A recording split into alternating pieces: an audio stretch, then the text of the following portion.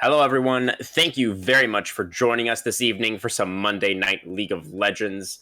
This is actually a very significant night, as it will be our last streamed game of the regular season for Style Esports Season 12. Tonight's matchup will feature the Doom Bots of Doom against the Sand Ninjas. The Ninjas were able to claim a 2-1 victory over YAC Gaming last week. But the Doombots, they had a less successful outing yesterday. They went down 1-2 against Coco Melon Gaming, but they actually had a series earlier today as well. So they've really been on the grind here, these Doombots, and they were actually able to come out on top in that earlier series, 2-0 over Top Shelf. So they do have a little bit of momentum coming through from earlier today, and it'll be interesting to see if they can keep that going as we move into the postseason. My name is Chris Crewman Newman. Joining me for tonight's cast is one Tiger58. Great to be casting with you once again, my friend. How are you feeling about tonight's matchup? Absolutely. I'm excited about this one. We've got playoffs coming up soon. Always gets the most intense as we get into that time of year. We're getting into the draft already, so we're starting to see the bans coming out. Some bottom lane targeting there. I like the Karthus ban as well. That's a pretty versatile pick. But with these ADCs starting to get banned out, we might be onto the second tier of ADCs. You might have some Callista still on the board. You've seen some Draven lately.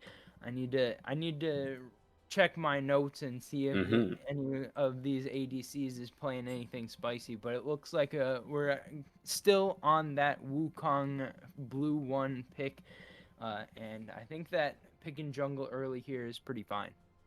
Definitely, but it does leave you open for the Poppy counter pick. That is a champion that has been rising in priority over the last few weeks.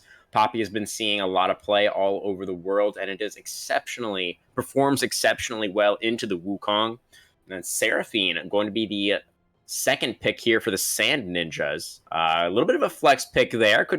Be going into a couple of different roles, so we'll just have to wait and see for the rest of this draft from the Ninjas to see where that one is going.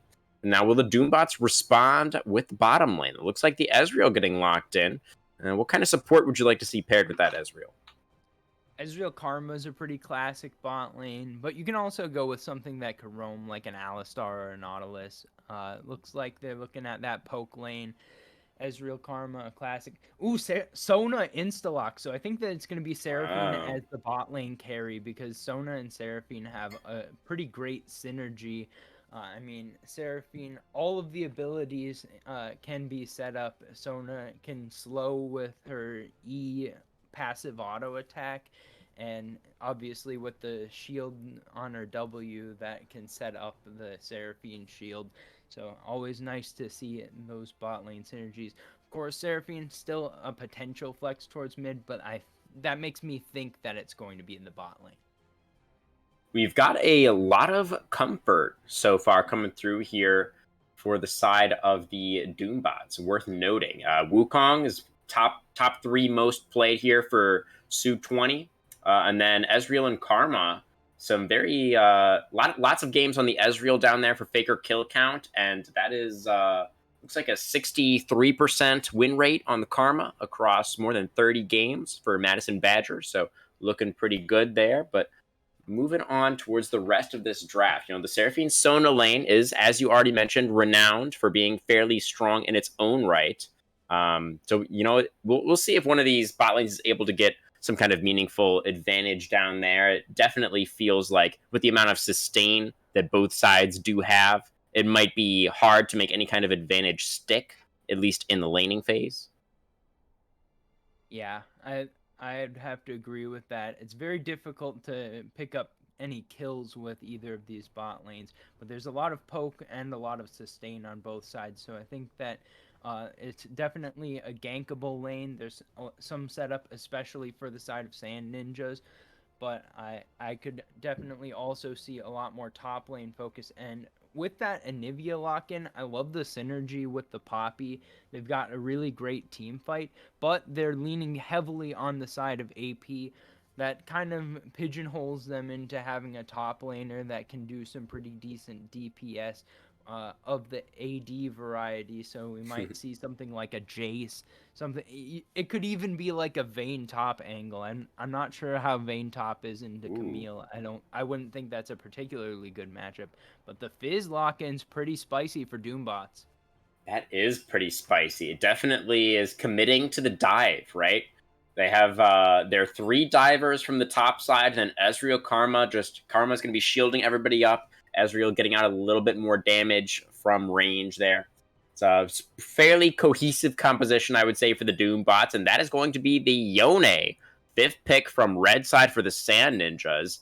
And as you mentioned, that is likely going to be going into the top lane in the hands of Panda Lover. Very spicy last pick. Yeah, I really like the Yone pickup here. I think that's going to be a pretty even match into the Camille, I'd have to think. Camille's still pretty strong, but Yone being able to just detach and then go back with the E makes him pretty safe. That said, I think that top lane's going to be a large focus here. We did get word that it's Kiana instead of Fizz for Mm-hmm. Doombots in the mid lane.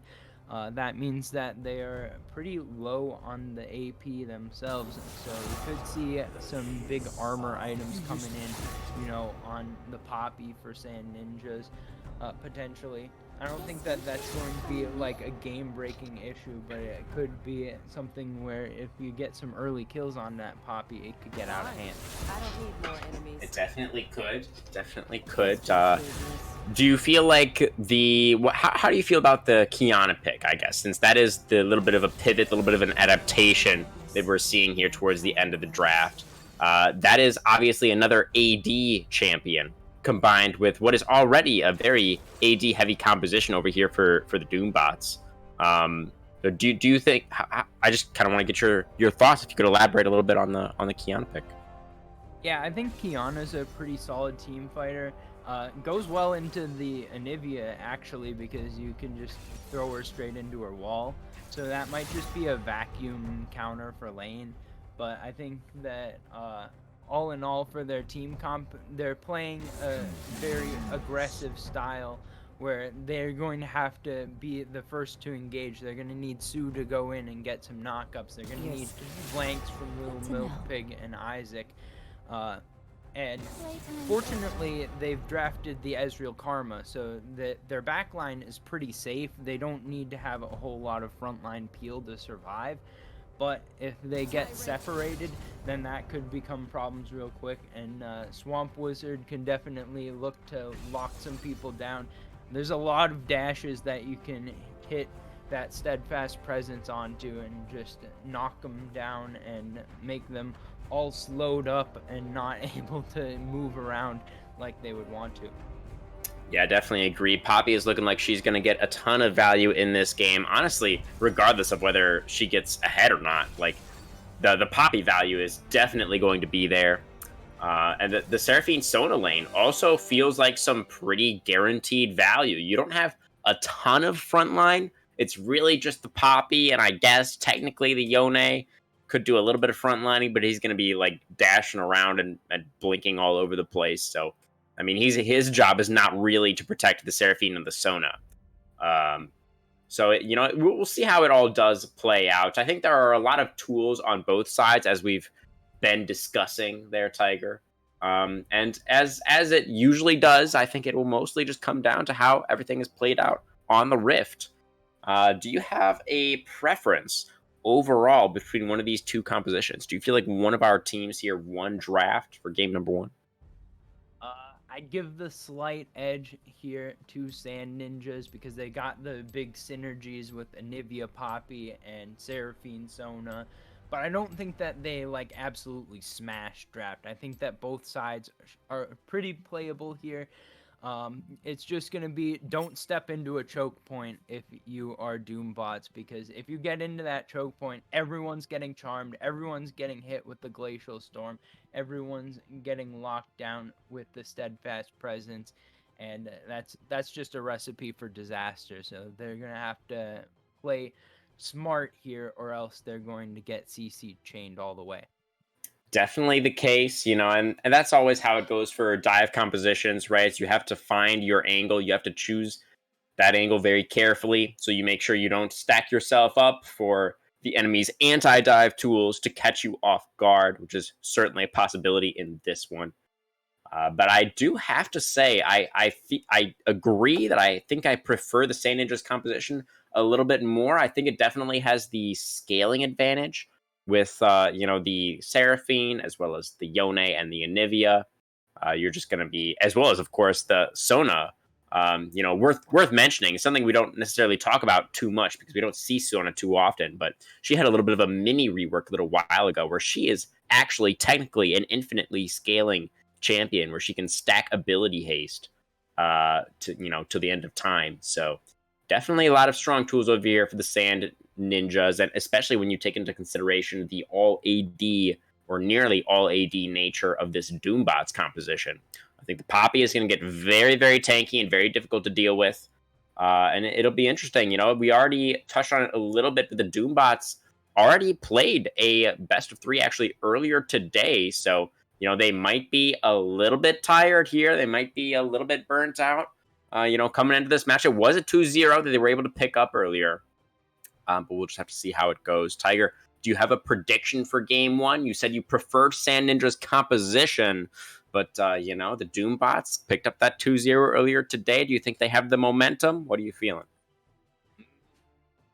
I think that it could go either way, but I will stick with my draft resolution that we've got a slight advantage for Sand Ninjas. So I'll give them the credit there. I'll say that they can probably execute on their draft, and they might be up 1-0 after game number one. All right. Well, we will be right back with that first game, folks. It's the last stream of Style Esports Season 12 regular season. Don't go anywhere. We'll be right back.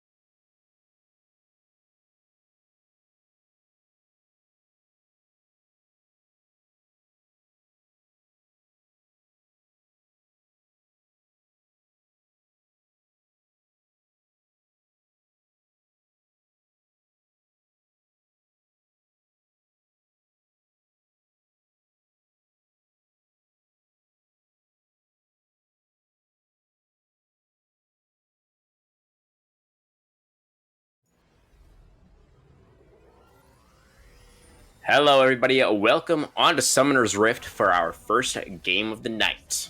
Doombots on the blue side, Sand Ninjas on the red side.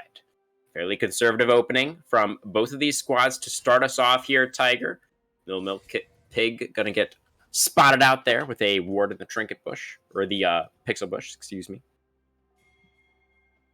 Yeah, I think that we should be in for a relatively quiet early stages of the game. I mean, Swamp Wizard could look for some ganks on the Poppy, but I think that we're probably going to get at least like 3-4 camps before we get to anything. And it looks like we're going to get bottom to top from both junglers. We could see a fight over the top side Scuttle Crab. I think that early on, Wukong probably going to win the 1v1s in the jungle, but if they can get a little bit of help on the mid push, I think Sand Ninjas can at least look to contest that. Yeah, absolutely. Could be a potentially volatile top lane as well, right? Camille versus Yone. Definitely some potential to do a little bit of scrapping up here. It is the exhaust for Panda Lover on the Yone versus the teleport for Isaac. So one additional combat summoner for the red team here for the Sand Ninjas top side. If they want to go for any kind of aggressive play up there. But as you say, Wukong, fairly reasonably powerful in the early game. So certainly not guaranteed to win out in the 2v2 by any means. Yeah, I think that what's going to be telling is if That's a lot of damage getting landed Yeah. onto Hilsy's Sona right now. Another Mystic Shot connects the flash forward. The Karma empowered Q. It's not quite enough to lock down the kill as Hilsy uses both summoners to barely stay alive. Yeah, and that's flash down off a faker kill count, but I think that if you flash as Ezreal, that's kind of okay because you're gonna have your ability to warp pretty easily for most of the stages of the game. I mean, level 2 here now, so you can already get out. Panda Lover. Oh, here comes Su20, Panda Lover in a 1v2 situation. He does not have his own jungler in the area, but he is just barely able to get underneath the tower. Once again, it costs him both summoner spells, and the side of the blue team didn't use any summoners actually in going for that attempt. So definitely a big win, a nice gank attempt from Su20 on the Wukong. Yeah, Doombot's already off to a good start this game. They're also farming pretty well. But I think that it's going to be a matter of whether they actually can convert on these summoner spells if they can actually get a big lead. If not, then they're just going to be sitting on whatever resources that they've got for now.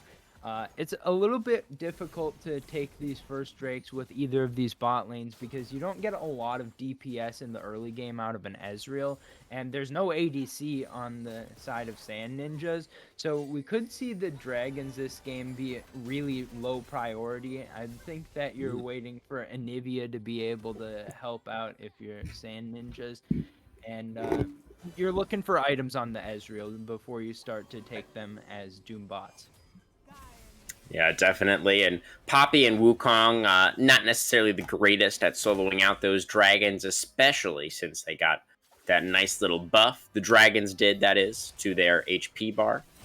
So take a little bit longer to take down, and you're certainly are right there, Tiger, about the lacking early game damage for both of these squads. Madison Badger, I think, wanted to try and do a little cheeky freeze there, but not going to be allowed. As the Enchanters make sure to get that wave pushed all the way in.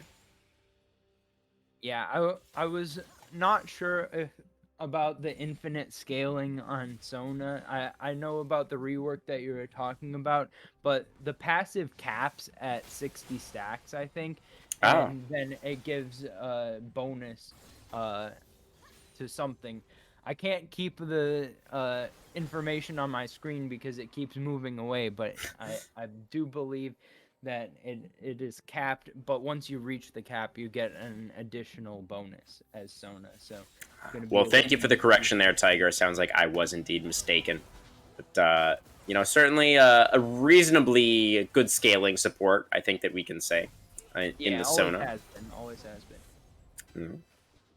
So, I think the point still stands somewhat that the scaling for the side of the Sand Ninjas should be taken into consideration as we observe what transpires here in this early game.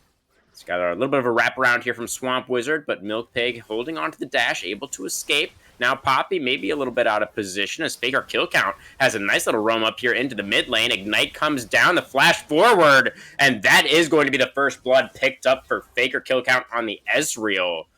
A nice roam, and certainly not something that the side of Sand Ninjas were expecting. Yeah, I like the aggression there for Swamp Wizard, but I think that during the middle of that fight, Little Milk Pig picked over to 6 and got the extra HP from leveling up. Could have been a much different fight if not for that. But all in all, well played there by Doombots, and Faker Kill Count getting rewarded for that roam. And I think that that's exactly the member that you're looking to for Doombots to get ahead and capitalize on this lead. Yeah, absolutely. He is given pretty high priority Ezreal here in the draft, and he's looking pretty good on it so far. I mentioned he's very comfortable on this pick. This is, I believe, third most played for Faker Kill Count. And he's got a nice little early advantage here to work with. Stacking up the tier, as we can see. Actually, 3 tiers in this game. As Isaac going to go in with the hook shot, has his jungler rotating up for the play. Wukong doesn't have Cyclone yet, but he is not going to need it. As Panda Lever goes down, and the bird is going to get stunned up against the wall here. Wang Badong trying to escape. He's going to go into egg form. I don't think he has a way out. He's got Poppy on the way, but I don't know if the little Yordle can make it in time, and she actually can. Little Milk Pig backs away. Is going to eat an Icicle here on the way out. Actually takes a lot of damage there from the Poppy Q as well, but is able to survive. And getting the passive off the Anivia always feels nice, even though it did cost the ult. Yeah, now a regank, and this could be trouble. Oh, now we have the Cyclone for Wukong and Anivia. No egg means no life for Wang Badong. He is going to go down here. 3 kills now for the side of the Doombots. The Swamp Wizard looking to make it 4. Arcane Shift forward. Faker Kill Count picks up number 2. And the Doombots are looking to go boom here all over the Sand Ninjas. Yeah, already counting those kills up pretty quickly. We got the early tiers, and still, it's Doombots that are getting all of this priority. They're going to be able to take the Drake because it can't be contested.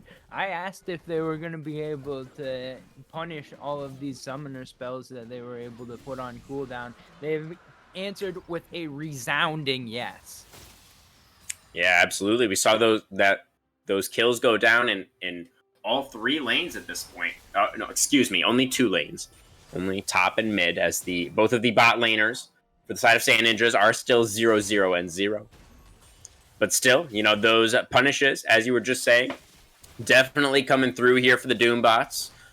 Camille and Kiana with some nice early leads for themselves. Wukong also up a couple of camps here in the jungle. Able to pick up that first dragon, of course, as well. The Doombots getting advantages across the rift with the, technical exception of that bottom lane, which, as we were anticipating coming out of the draft, is a little bit of a resident sleeper action down there. Yeah, I think that right now for Sand Ninjas, what they need to realize is that they're not so far behind that they're in deep trouble, as we could have another fight here. Level 6s in the bot lane. Yeah, we got the aggressive Arcane Shift forward for Faker Kill Count, continuing to go in with those auto attacks. But it's just not quite enough damage, and or rather, there's too much healing for the side. Oh, that's a Kiana ultimate. The grand display of talent locks up the Poppy just for a moment. Poppy has her own ultimate to disengage that fight. Swamp Wizard loses the red buff, but he will not lose his life.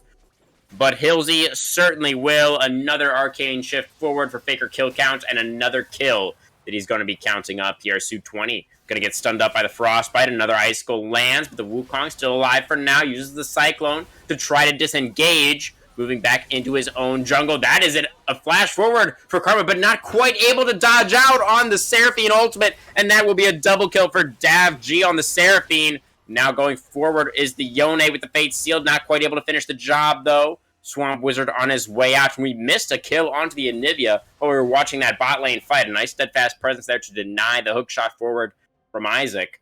And after all of the dust settles here, Tiger, we are 7-2. Doombot's still in the lead. Yeah, I think Doombot's picked up 3-2 overall in that short stint, but it's good to see that Sand Ninjas are fighting back. I was just about to say before that they've got to recognize that they're not too far out of it right now, and we give them. Oh my gosh, Hillsy's getting blown up. That is the Oblivion Orb Amptome Karma just runs down Hillsy.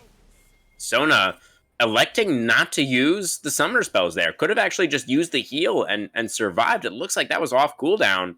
But just deciding to go down. It's a solo kill for Madison Badger on the support Karma. Yeah, and now the items are starting to come in. We're seeing already first items on Faker Kill Count and Lil Milk Pig. We got the Essence Reaver and the Eclipse. Those are both pretty big spikes in their own right. It's not like these champions need a lot of items to spike. I mean, I think that you're stronger on 2 and 3 items for Ezreal. Obviously, you're stronger on more items. But I think that the spikes are pretty comparable, so right now is an opportunity for Doombots to accelerate their lead even more. Yeah, definitely the case. You know, they have this powerful dive all-in style composition. You know, we've seen it so many times when a composition like this gets ahead, they can be very, very difficult to stop.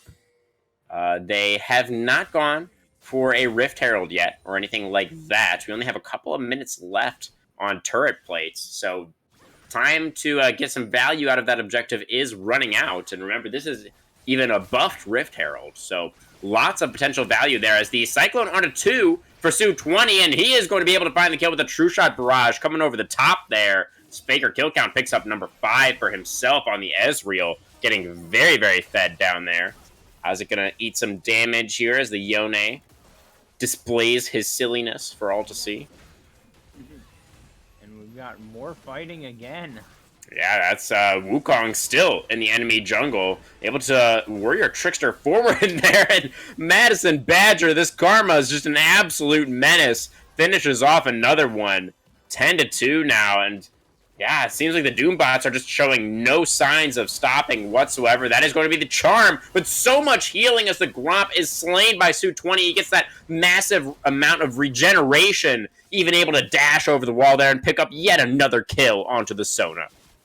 I feel really bad for Dave G right now because 2-1 on the Seraphine has hit pretty much every skill shot I've seen all game, but it's just not mattering right now. The kills can't come through. There's too much resistances going on, and even a little bit of the jungle camp shenanigans not helping out. But this is going to be the second Drake going over to Doombots of Doom. They're up over 6,000 gold at 13.5 minutes. That's just astronomical, and they're really in firm command of this game. Yeah, no doubt about it. No doubt about it whatsoever there, Tiger. You know, especially those 2 dragons secured. They're just cruising towards Dragon Soul here, on track to pick that one up around 23, 24 minutes, assuming they can get the next couple of dragons on time. We'll see if they can do it. Nobody did end up ever picking up the Rift Herald. Shelly is just still very lonely over there in the Baron Pit all by herself. Wukong going to go ahead and ward that one out now, but still reluctant to start it up.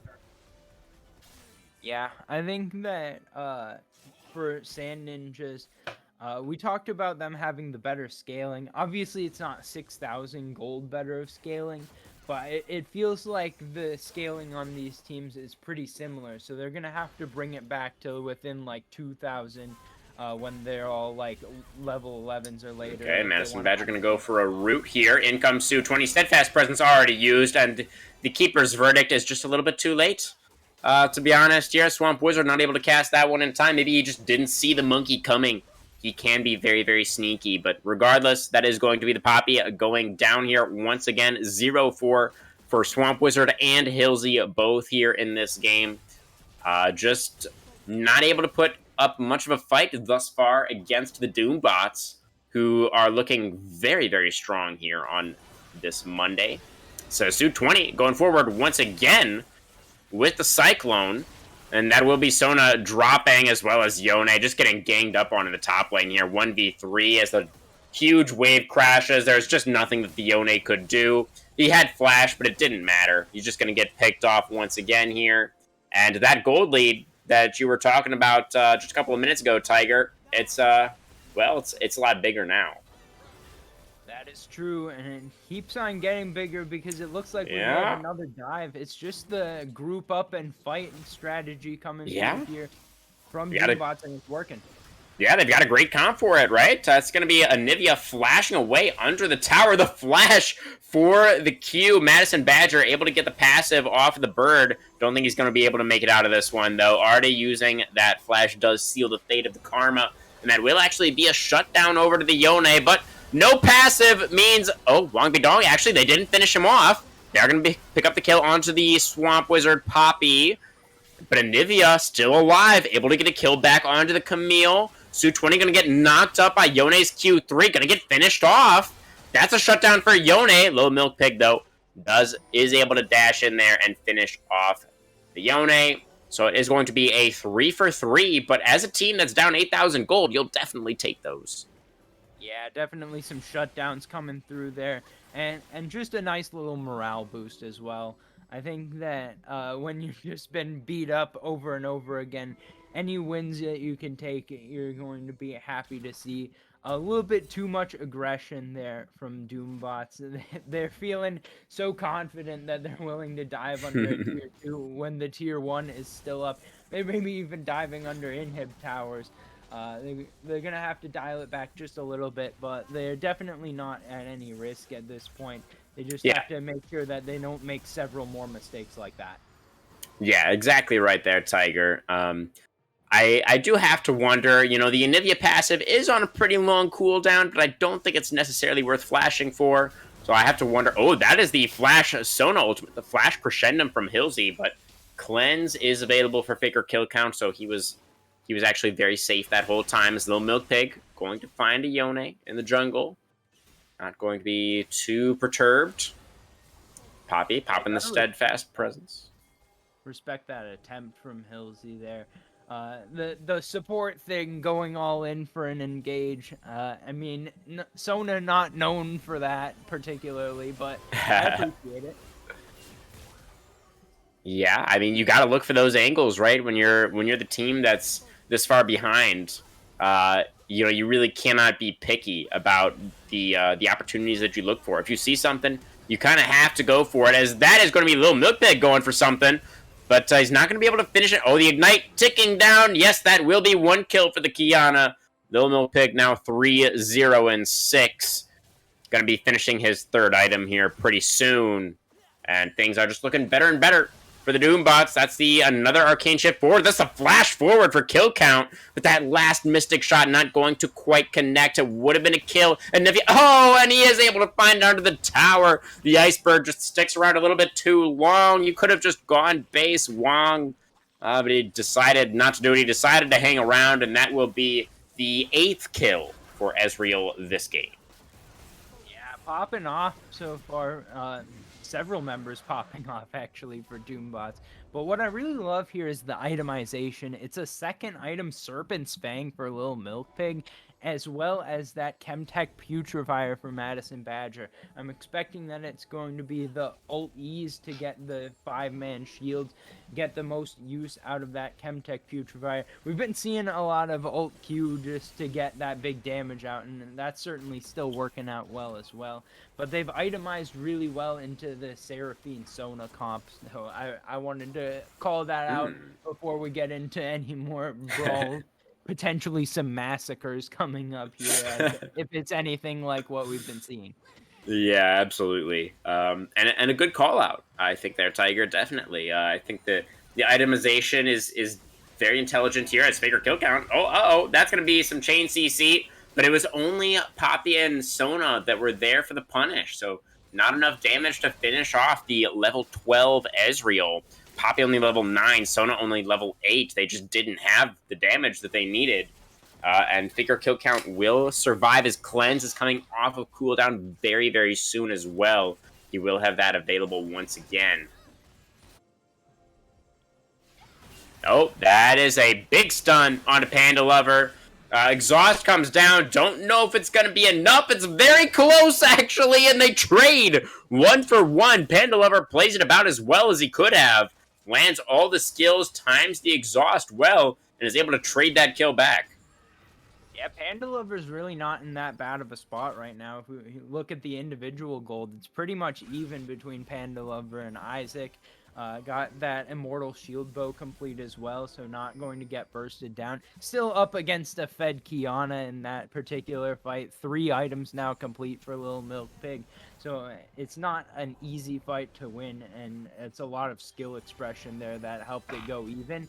But right now, Panda Lover's starting to look like a potential spot of hope on the roster of Sand Ninjas. So we'll see if they can keep hanging around, if they can get a few more picks. Obviously, we've got 2.5 minutes about until we're talking about Cloud Soul. So that might be where they want to fight, but they might not be ready yet by the time that comes up.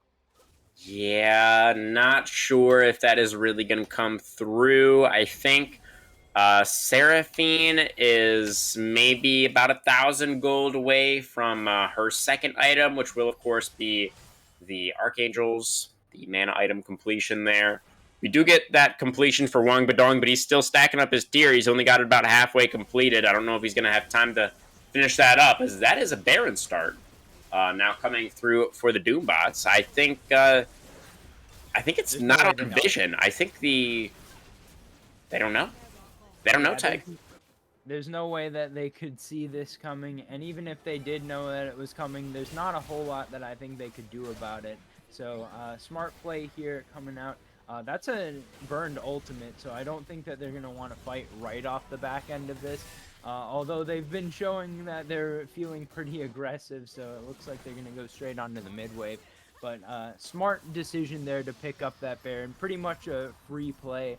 And when you mentioned the second item for Seraphine, it occurred to me that Seraph's Embrace is the upgraded version of Archangels, so Ah, kind of like a namesake item almost.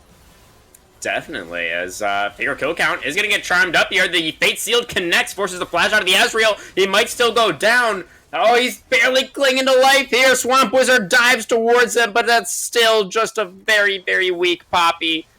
And it doesn't quite have it in the tank. Can't finish off Faker kill count.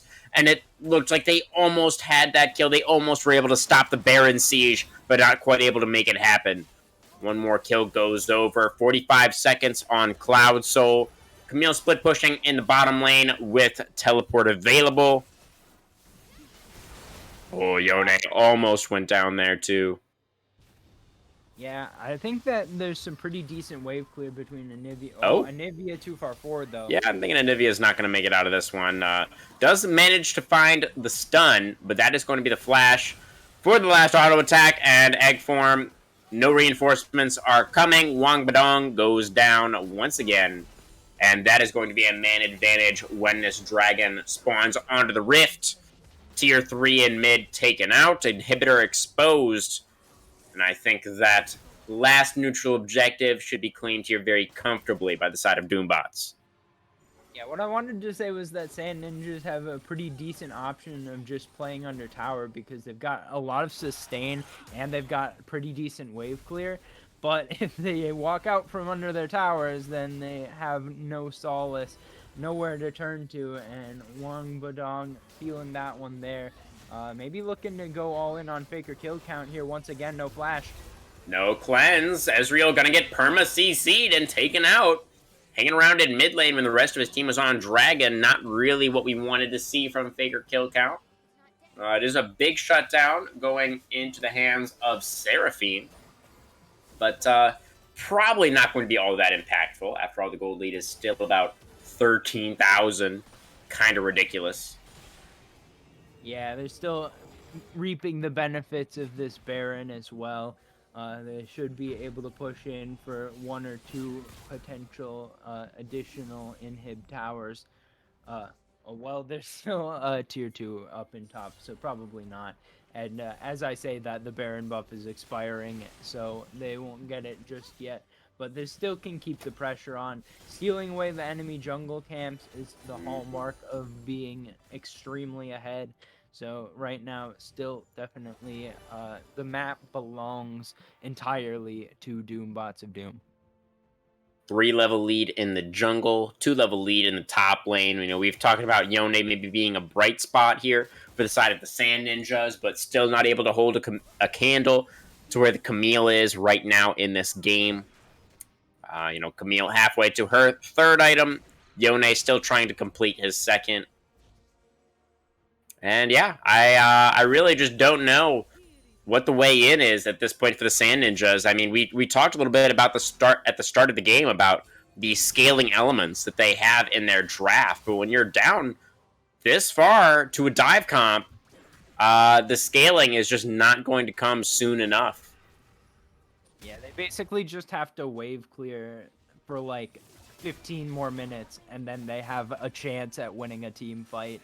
But the problem there is that the Elder Drake is coming up in 4 minutes, and if they can't fight for that, then they might be susceptible to just being dove with no minions. Yeah, absolutely. We can see the pressure continuing to be mounted by the side of the Doombots here in the bottom lane. They have Camille still off in the side lane, still split pushing away. Isaac still maintaining that 2-level advantage over Panda Lover's Yone. Yeah, and it's just kind of a push back and forth for the time being. No Baron buff means that there's no way to sustain the siege. There's a lot of poke available, so when they do have the Baron, Doombots are pretty hard to push off of their cannon minions. But when they don't have Baron, then it's pretty easy to just go lane to lane and clear out all of these minions. It looks like the inhib is pretty low, probably going to fall here. I don't think anyone's going to get killed off the back end of it, but that is a pretty decent achievement because now with the super minions pushing forward, maybe they can look for something. Yeah, they're going to get that to tier 2 in the top lane as well. Wukong throws out the Cyclone, not able to commit too heavily though, as we have all 5 members present right now in the mid lane as Faker kill count gets stunned up. Yone catches him out, and Wukong going to be denied his escape by Poppy's steadfast presence. Next couple of quick kills going back the way of Sand Ninjas. Poppy ejects the Kiana with the Keeper's Verdict. Camille trying to get over the ice wall, but not able to do it. Hextech Ultimatum comes out, trying to get one trade kill back at least, but not able to find it. 3 kills now for the side of the Sand Ninjas. They're fighting back in this game, Tiger. Karma going to find the root. Yone cannot find the Q3 knockup. Swamp Wizard diving forward. Going to get cleaned up by the Mantra Q from Madison Badger. So 1 kill does get traded back. Critically, that was the jungler that got taken out from the Sand Ninjas. Madison Badger, though, in some trouble now, though. Going to get some healing from the Empowered W, but it's not enough. Dabg finishes off that kill from the Seraphine. And that was definitely a massive team fight win for Red Team. It might not be over yet. Trying to go back in. Popping the Anivia egg there is Faker kill count from way downtown with that True Shot Barrage. But a 4-for-1 team fight win all in all means that that reduces the amount of time that you have to wave clear. Everything that you do in the positive here as the side of Sand Ninjas is just getting you a little bit closer to getting that late game scaling. We can see that the levels are getting close to 16 for the solo laners. I think that they still have to give the Baron despite that team fight win. But the fact that they're able to defend the base like they just did is a sign that maybe they'll have the opportunity to stick around in this game for a little while longer. Yeah, could be the case. Faker kill count, we've seen him get caught out a couple of times now. He's still incredibly strong, of course, here on the Ezreal, but needs to be very careful with his positioning. So this game is still winnable for the side of the Sand Ninjas. They can find a few more team fights like that. If they can stall out long enough, it's possible.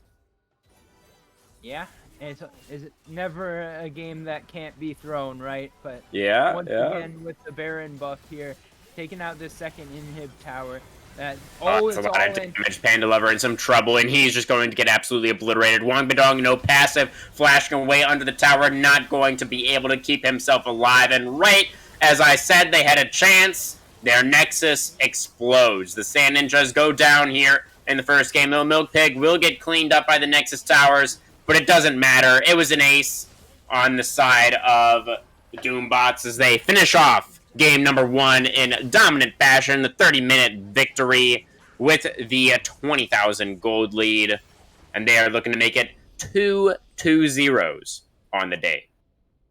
Yeah, off to a good start in this game, and they really just came out swinging. Doombots playing well throughout the first game. Had a little bit of some throws going on at the end, but they built themselves up a substantial enough lead that it didn't make the difference in the game. And if they play like that, it's going to be hard to find any team comp that's going to be able to refute that. Maybe we need to see one or two more early game style picks coming out in game number 2 from Sand Ninjas. But I think that it's just got to be a lot of credit to Doombots for playing their comp very well. Yeah, I think we got to give it to them. Who do you think was the player of the game though? On the turning our attention over here towards the side of Doombots, who do you think really stepped up from their team to ensure that this game number 1 went in their favor? Well, I mean, it's hard to ignore faker kill counts inting, but I think still probably the best player of game number 1 was pumping out a ton of damage, had some of the early kills as well, and I think that really, as far as the team goes, it was a pretty solid all around effort from everyone. But if I had to name a player that was the top performer, probably got to be faker kill count. Yeah, pretty hard to argue with that one. Definitely was very very strong here on the Ezreal, and as you say, did have the most damage in the game. But I also want to actually give a little bit of a shout out to his lane partner there, Madison Badger. Actually, also went first strike and had a very interesting build.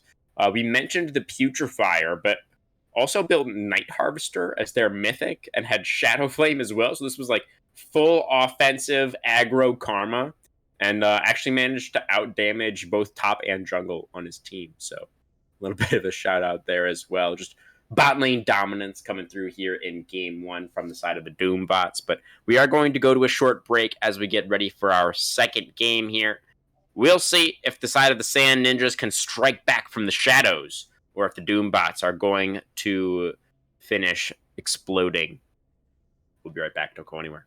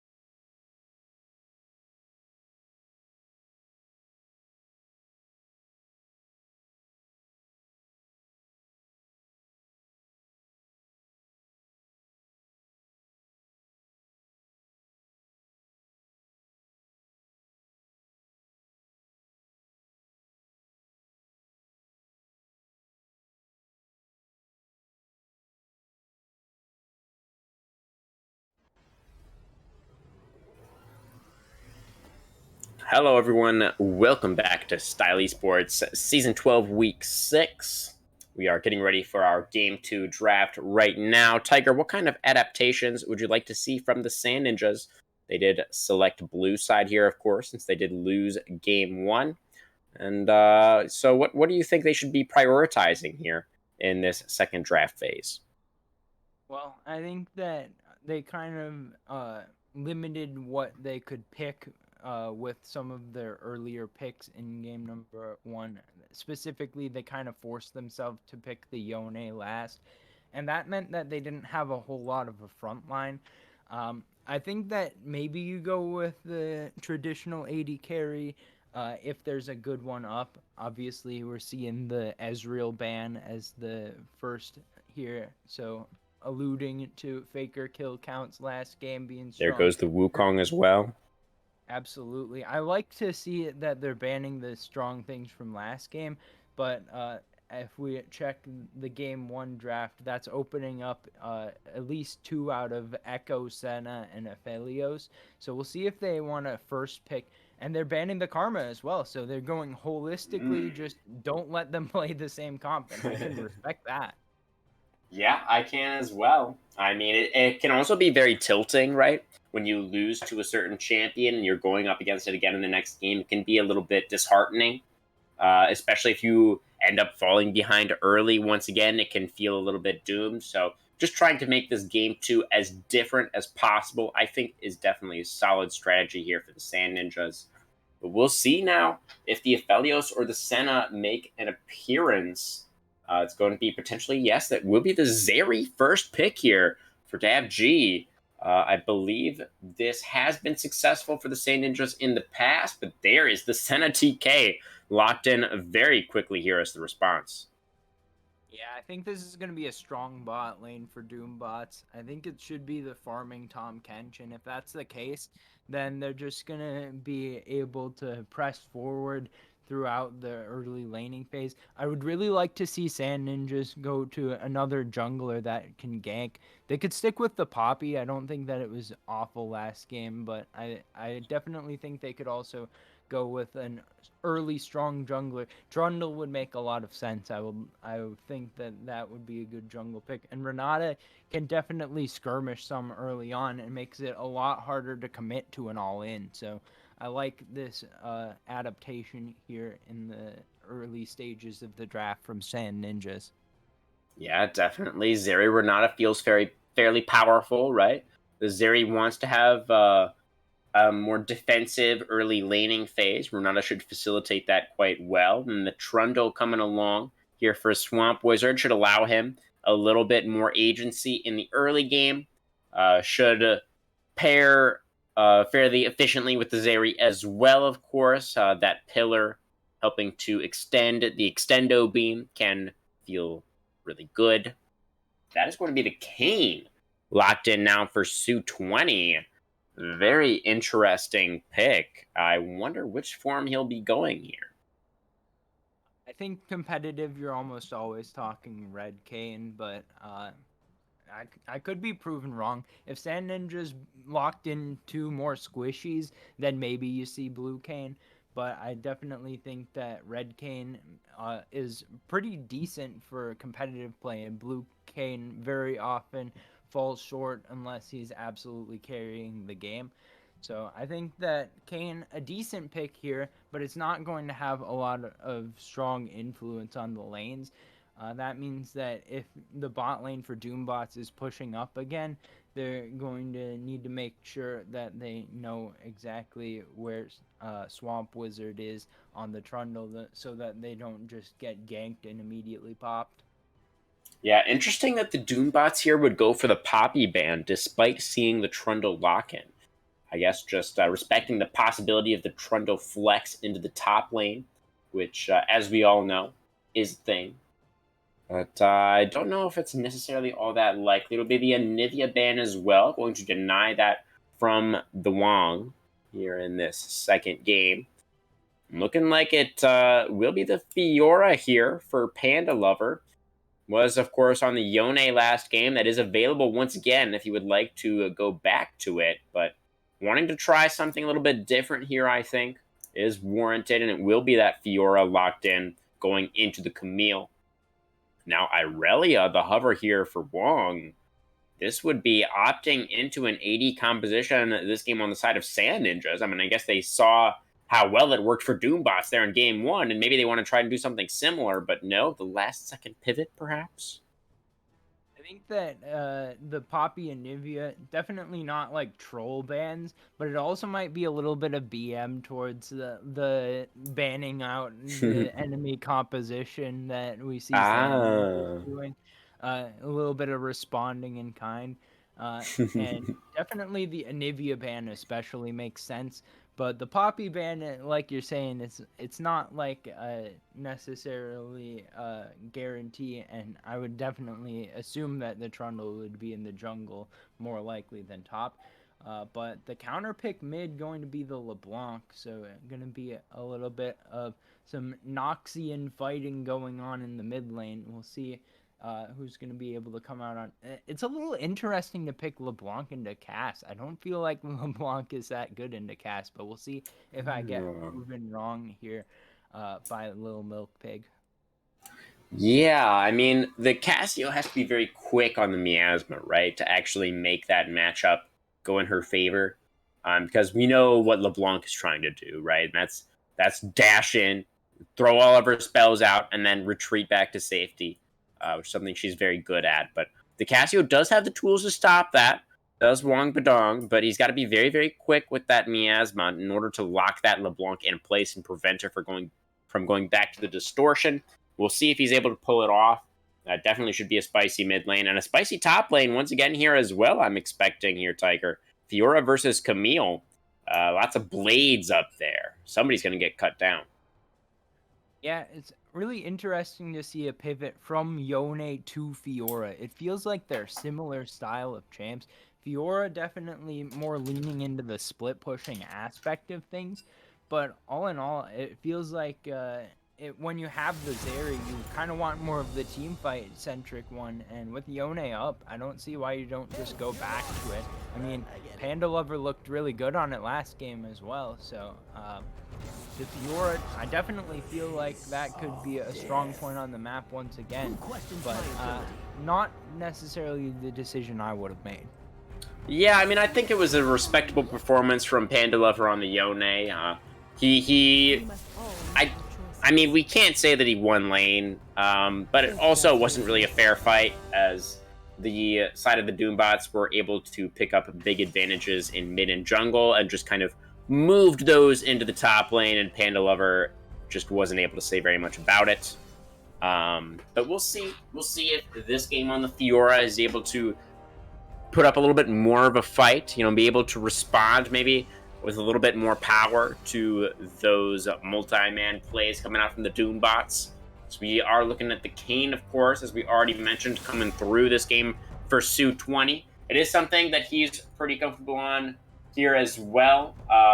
Some pretty decent stats for Su20 on the Kane. I was just taking a look at it. It is only 13 games played, but he does have a 62% win rate with over 2.5 KDA. So pretty solid there on the Kane. We'll see what form he does decide to go for. I think with the Trundle Fiora top side, red form certainly would make some amount of sense. But if he is wanting to play more towards that bot side, if he's wanting to do more facilitating of Faker kill count here on the Senna, I wouldn't necessarily be all that surprised to see the blue Kane either, especially when you have LeBlanc as well. It is a little bit of an assassination comp this time around for the Doombots. Yeah, no matter which form that Su goes on Kane, there's a lot of assassination threat. It feels like the longer that any given team fight goes, the better the chances are that Sand Ninjas are going to come out on top. They've got so much DPS. They've got Zeri, they've got Cassiopeia, they've got Trundle Fiora. All of those are even Renata is like helping the rest of the team do more DPS. And if you can get big bailouts, you can get big team fight ultimates from basically the entire bottom side of the map. Sand Ninjas are going to be looking good in team fights.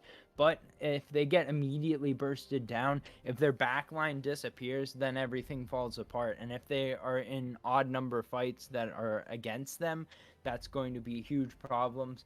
So I think that it's going to be a lot of looking for picks on the side of Doombots and trying to stay as probably a 4-pack and then have the Fiora finding a flank is the optimal situation for Sand Ninjas.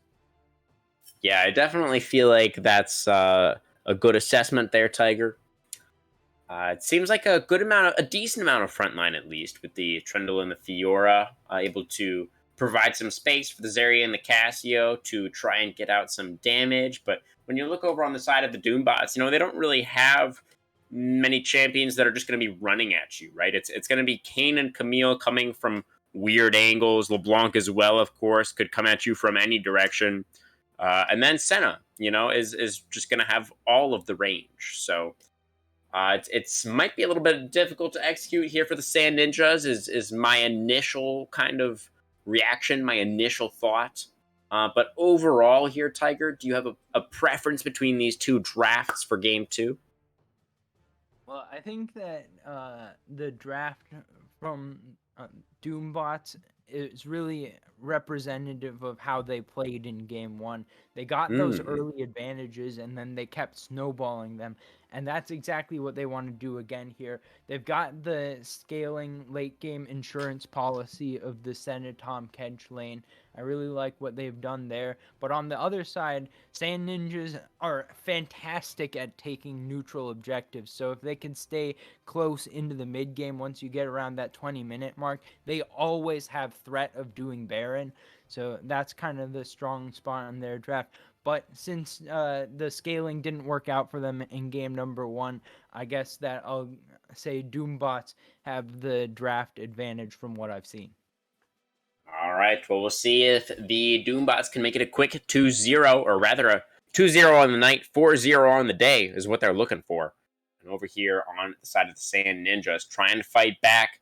They've got Swamp Wizard on the Trundle this time around, Dab G on the Zeri, Hillsy on the Renata. See if they can play a little bit more defensively in the early game this time and avoid falling so far behind. We will have Game 2 hitting your monitors right after this.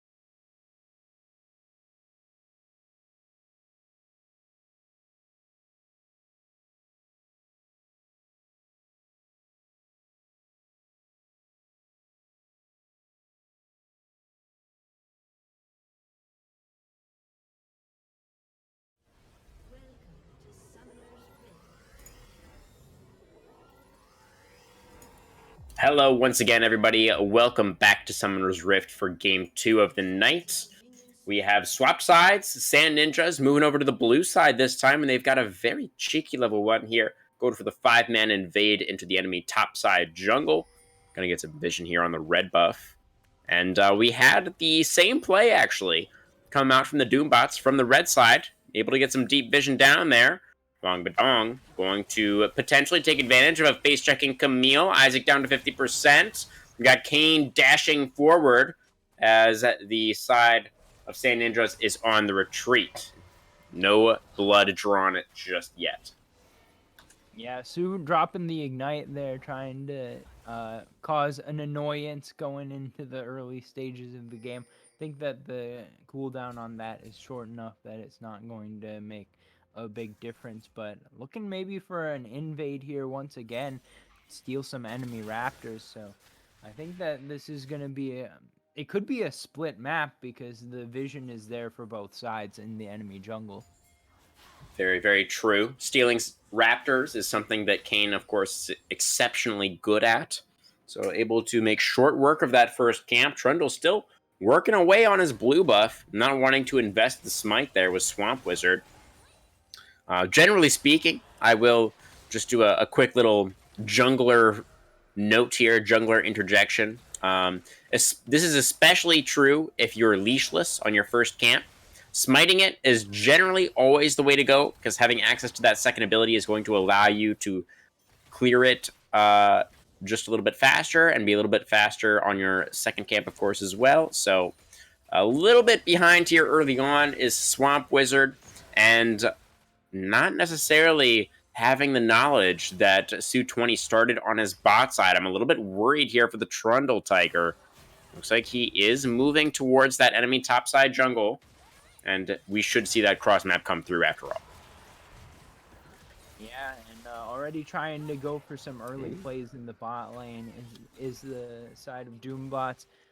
Not going to be able to find anything just yet, but I do expect them to have the advantage in this lane if they have any all-ins from full health. Yeah, that was a nice handshake from Hilsey to deny the aggressive movement from Senatom Kench. So Zeri Renata able to maintain the push for now, looking to get this wave crashed in. Another decent handshake, able to get that double stun, but here comes the Abyssal Dive, and Knockup not quite going to land, but the root will onto the Zeri. No cleanse for Dav G. He's ignited, he's burning down. Flash forward for Faker kill count, not quite able to get the kill, and now the flash forward for Hilsey. And Renata picks up the first blood. Tom Kench now out of mana, out of resources. Madison Badger forced to flee for the safety of his turret. And that is the side of the Sand Ninjas with an early advantage. Yeah, they win the long all-ins, but not if they're down a level, crewman, and I think that going in there was a little bit of too much aggression coming out. Now we're getting a 2v2 between the jungle tops. Pillar comes down, as does the Ignite. That was only level 3 on the Trundle versus 2 level 4s, so the side of the Sand Ninja is not favored necessarily in that 2v2, and I think they will back away appropriately. Yeah, I think that we're seeing already a better situation here in game 1 for Sand Ninjas. They're able to get that first blood. Hilsey picking it up, so obviously not, the optimal member to get it. But that means that it's already going to be CDR boots completed. So maybe some potential to expand upon that, get some more handshakes in, and transfer some of the gold over by setting up a kill for Dave. Yeah, certainly what they're going to be looking for down there in the bottom side. Swamp Wizard going to spot a Kane invading his jungle. A Blanc there not going to land the chains, and a nice little roam up here for Hilsey. The Flash Miasma from Wang Badong. They've locked up both the mid jungle of the side of Doombaz. Little Milk Pig running out of HP here. I don't think he's going to escape as Cassio picks up the kill. 2-0 Sand Ninjas. Little Milk Pig had the flash available there, but nice flash miasma, so it couldn't be burned early. And I guess that the damage over time was seeming to be killing Little Milk Pig anyway. So gonna save that one. Gonna try to use that later on, but kind of a different feel in this game too. Okay, that's going to be a knockup onto the Renata, which allows for the root to connect as well. It's going to be the stun. That's going to be the kill. Madison Badger just runs him down. Hilsey gets taken out, and that's one kill back now. Wong Bedong maybe stick around a little bit too long in mid lane here as well. When does Distortion come off cooldown? Here comes the Miasma getting thrown out, and that will allow for the disengage. But it's the side of the Doombots not saying die just yet. You know, they're keeping this early game nice and close. Yeah, picking up that kill onto Madison Badger. Of course, this being the farming Tom Kench means that they're going to have some pretty decent frontline capabilities. Looking for a little bit of a gank here is the Sand Ninjas, Swamp Wizard hanging out in the lane area. I guess no camps to farm on the bot side, but I would expect a reset to come through pretty soon. It seems that the Doombots are wise to the play, so I mean, not going to be anything there. But the Drake is up if they want to rotate to that instead. yeah. Trundle only on 600 gold right now, so not going to get very much from a reset. But I think Dragon could be a decent play. Trundle's very good at taking early dragons, and they had bot Prio, but not willing to make a move for it. And then he's just going to sort of meander towards his top side now. So I think that that's just fine. Hilsey a little bit all alone here, but the tower should be enough to keep him safe for the time being. We can see that Sue has been doing a really good job of counter jungling here, up over 20 CS right now, 5 camp advantage. Indeed. Gonna be looking to take another Scuttle Crab here. So on the Kayn, definitely not an early ganking type jungler, but getting all that farm means that there's going to be some more power here in the mid game. As we see, the gold is pretty much dead even between the teams. Yeah, it's a very close game for right now. Zoo 20 going for a gank now in the top side. Grand challenge issued onto the Camille. Flashing forward is Panda Lover looking to proc those vitals. Camille flashing away, trying to stay alive. The Chomp will secure the kill, but can Su20 find one back? Yes, he can. Going for the eat through the wall, and the Kayn will survive. Using those Kayn mechanics that we all know and love. Going to be a 1-for-1 as both top laners get taken out. Yeah, both junglers picking up the kills as well, so I think that I might think that the junglers want to allow the laners to get the kills, but both of them now Lil Milk Pig going top as well. LeBlanc with the assassination and Dav G with the ruination. He's ignited, running away underneath the tower, but he's got the movement speed, but he eats the stun, forced to flash away from the Senna. Faker kill count only needed one more auto. He's not going to be able to find it, though. The Zeri will barely survive with use of both of her summoner spells. Senna now getting ignited by Hilsey. Follow-up damage just isn't there. Senna will also be fine for now. Yeah, looking to tag a long-range Q onto Dev G, not able to find it just yet. But there might be a threat of dive with the level 6 available for Madison Badger. I think there might be. The aggro. Oh, but the tower shot! Senna takes tower aggro and goes down, and now Madison Badger underneath the tower does manage to get the kill. Activates the gray health and eats that tower shot. Pretty comfortably flash away from Hilsey now. Allows himself to stay alive. Though Milk Pig seems to be all over the map, though, on this LeBlanc. Finding a kill in top, almost a kill in bot there as well. And this LeBlanc seems to be very menacing. Here comes Trundle, though. Little Milk Pig gonna put him on a leash. Troll gonna get, or the Catfish rather, going to get taken out, though, and that's a very nice pillar from the Swamp Wizard, but Su20 has also made his way down into the bottom lane. And that will be, in the end, an even trade, I believe, between these two squads down there, as Panda Lover was very, very low on HP, issued the Grand Challenge just to dissuade Isaac from pursuing that 1v1 any further. I think, honestly, the Camille maybe had an angle there. I'm not sure if Fiora still had Riposte or not. I don't know if Isaac had any abilities left. If he had that true damage available, I definitely would have thought that would have been a winnable fight. But you never know what's available and what isn't as far as the basic abilities go. So respectable not to go for it there. But Madison Badger on that dive had absolutely perfect timing. It came in as soon as the bailout expired on DavG, and now looking for another one. Finds another knockup. Madison Badger on the Tom Kench. Faker kill count laying into him with the auto attacks. Hilsey has the bailout, but I don't think it's gonna save him. Faker kill count finishes him off with the Senna. DavG is very excited here on this area, and the root will go wide, but the Locket activation keeps Senna safe. And the Abyssal dive away from the Trundle gank. Madison Badger is just smurfing this game. The flash forward, the root not quite going to connect, but Trundle is slowed. One more lick. The taste of troll is what Madison Badger craves as he picks up number 3. Yeah, I think that the pillar was a little bit early from Swamp Wizard because you can hold that for the Abyssal dive. But like you said, perfectly played there by Madison Badger. Faker kill count, knowing the right amount of aggression to go for as well. And could be more kills picked up here very shortly.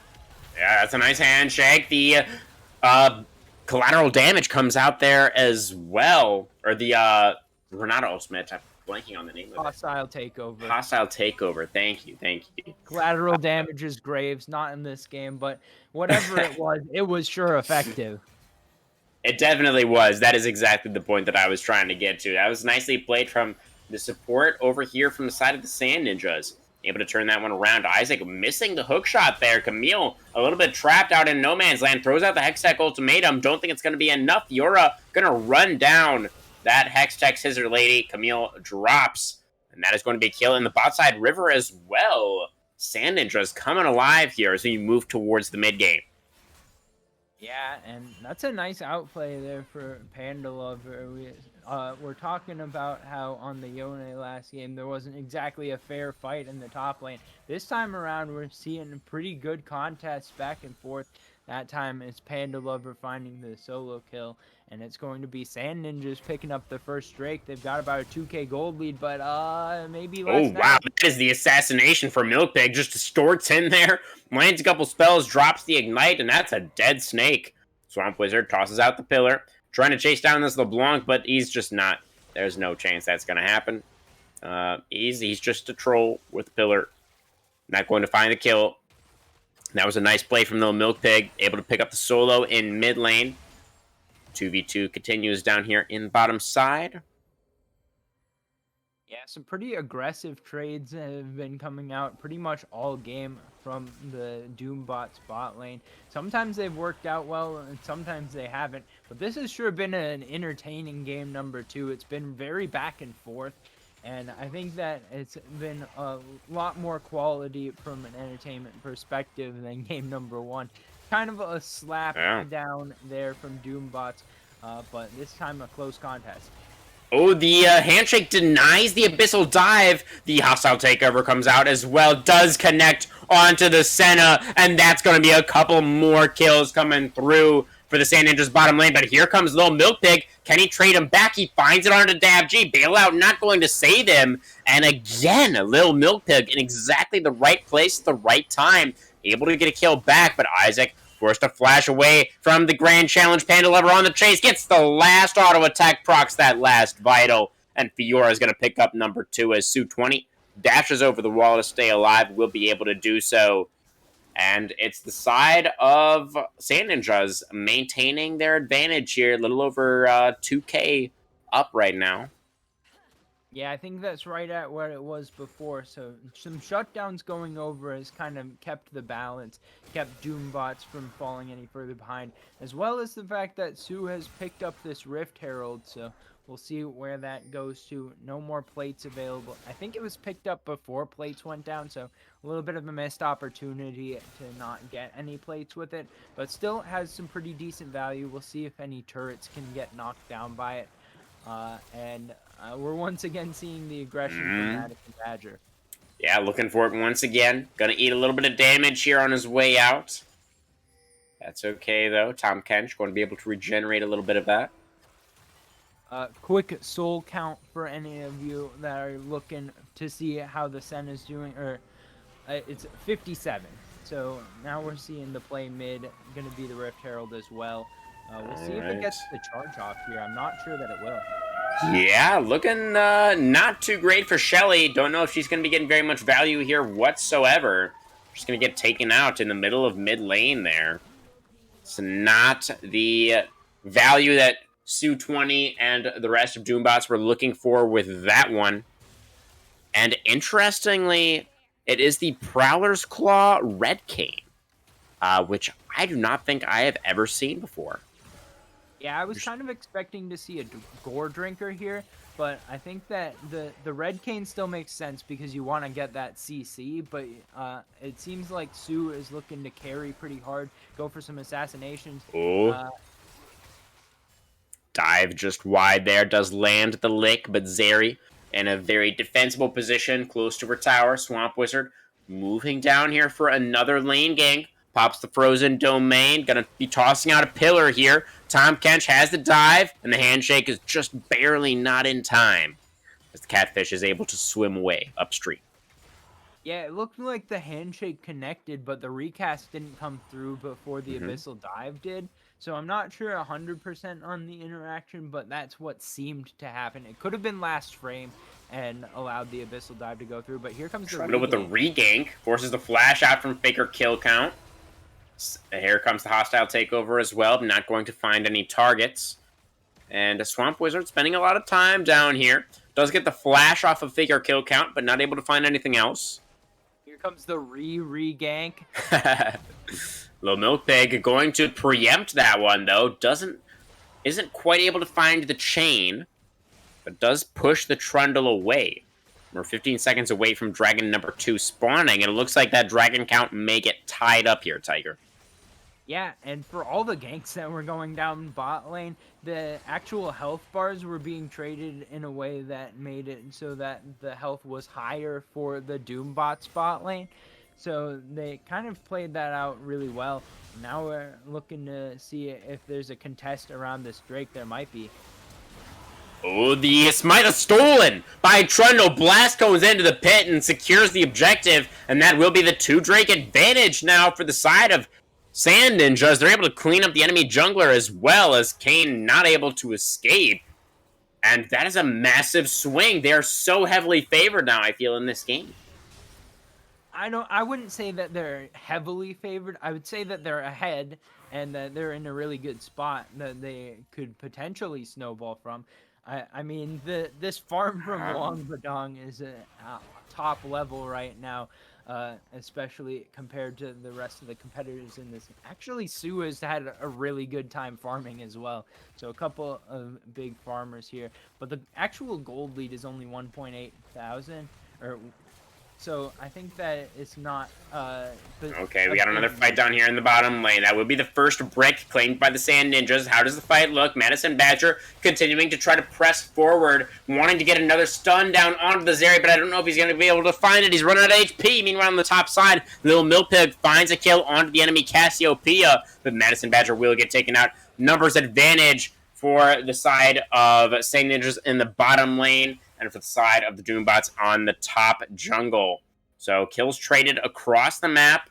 2 for 1 overall, though. Sand Ninjas again in the advantage. Su-20 going to try to even things up here. Going in with the Prowler's Claw. Not able to find the knockup, though. Use the Umble Trespass Pandora, flashing away underneath the Tier 1 tower. Fiora running very, very low. One more auto attack will seal the deal. Isaac can't find it, though.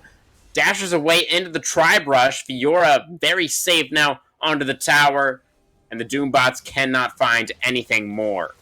And Tiger, while I do agree, of course, that the advantage in terms of gold was not significant, as a Swamp Wizard finds a LeBlanc in a Pixel Brush, but here comes the rest of LeBlanc's team. Trundle used the Subjugate, so he's getting a lot of HP back here, is able to keep himself alive. Wangdong now on the chase, flashing forward, going for the Twin Fangs, is able to clean up the Camille. Hookshot cannot be cast quickly enough. Kane now on the run. He's going to be able to escape, I believe, underneath the Tier 2, but Wangdong is so fast on the Cassio. The pillar comes down, and Kane has no escape. 17-9 now. And, are you sure that they're not heavily favored here, Tiger? Wang Bidong gonna get knocked up with the petrifying gaze. Madison Badger spits out Faker kill count with a big shield, but it's not big enough.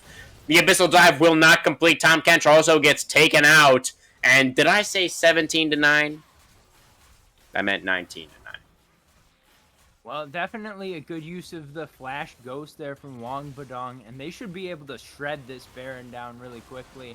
I'd say that they're in a pretty sizable lead now. I would give them credit for being heavily favored after those fights. I stand by that they weren't heavily favored before those fights, but certainly now they've got themselves in a really good position. I can see the future, Tiger. That's my secret. Little Milk Pig, though. No Um, spoilers. No spoilers, Schoolman. You're not allowed to do that. of course, I would never. I would never. But in all seriousness, the Zeri and the Casio are very far ahead, and we all know what Zeri and Casio can do when they're ahead, and it's just not very pretty, Tiger. So I'm glad that you now concur that the side of the Sand Ninjas are indeed heavily favored in this game, because I really do believe that they are. It's up to a closing in on 8K now, the gold lead. This advantage is similar, I want to say, to actually the one that the Doombots had in game number 1 when they were on blue side. So, blue side diff. I think it's about like 2/3 of the advantage that was at 22 minutes. I think it was around 12,000 already at this point. But 8,000 definitely nothing to sneeze at. We got the third Drake coming. Also a little bit slower on the Drake stacking here. It's once again going to be a Cloud Soul.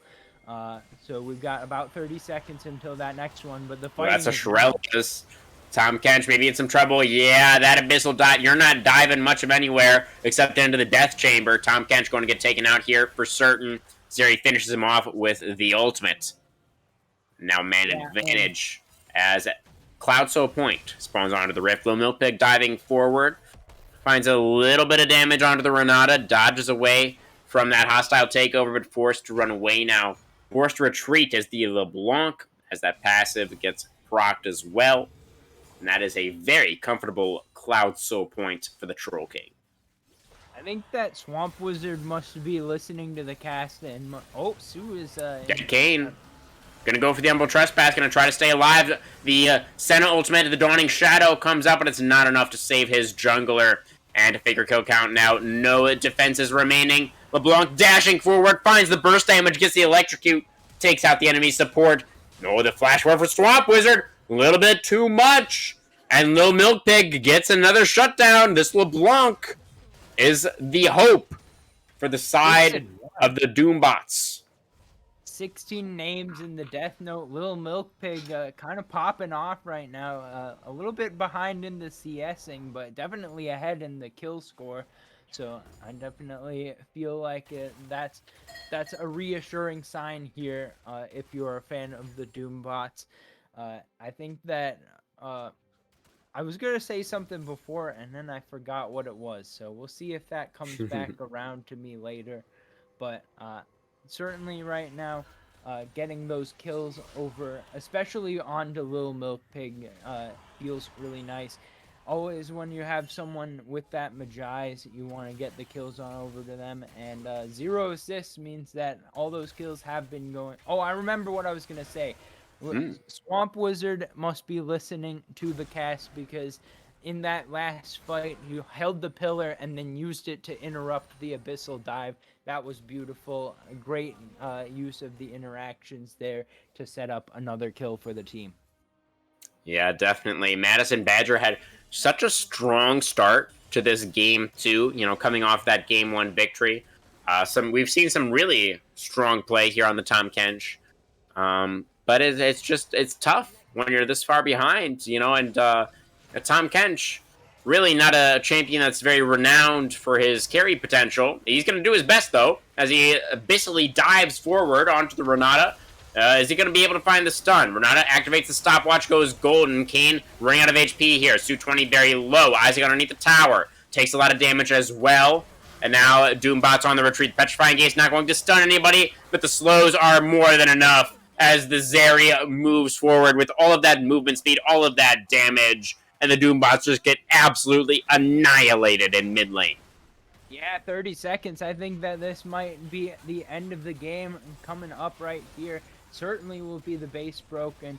But with the wave in the mid lane, I think that they can try to end. Little Milk Pig Yeah, has they're the gonna go for it. kill on the Magi, so we'll see if there can be a defense. LeBlanc against the world goes for the double distortion. Cannot find a kill though. The Nexus towers are already down. We are going to game 3 tonight, Tiger, as the side of the Sand Ninjas tie things up. Very exciting last day of the regular season for us here at Style Esports. We'll see who's going to take it. Yeah, sharp response here in game number 2 from Sand Ninjas. They're able to come out on top, force us to a game 3. I think that the teams are chomping at the bit to go. They're already sending me the tournament key and everything. So we got to get into our break, but then we will have game 3 on the other side.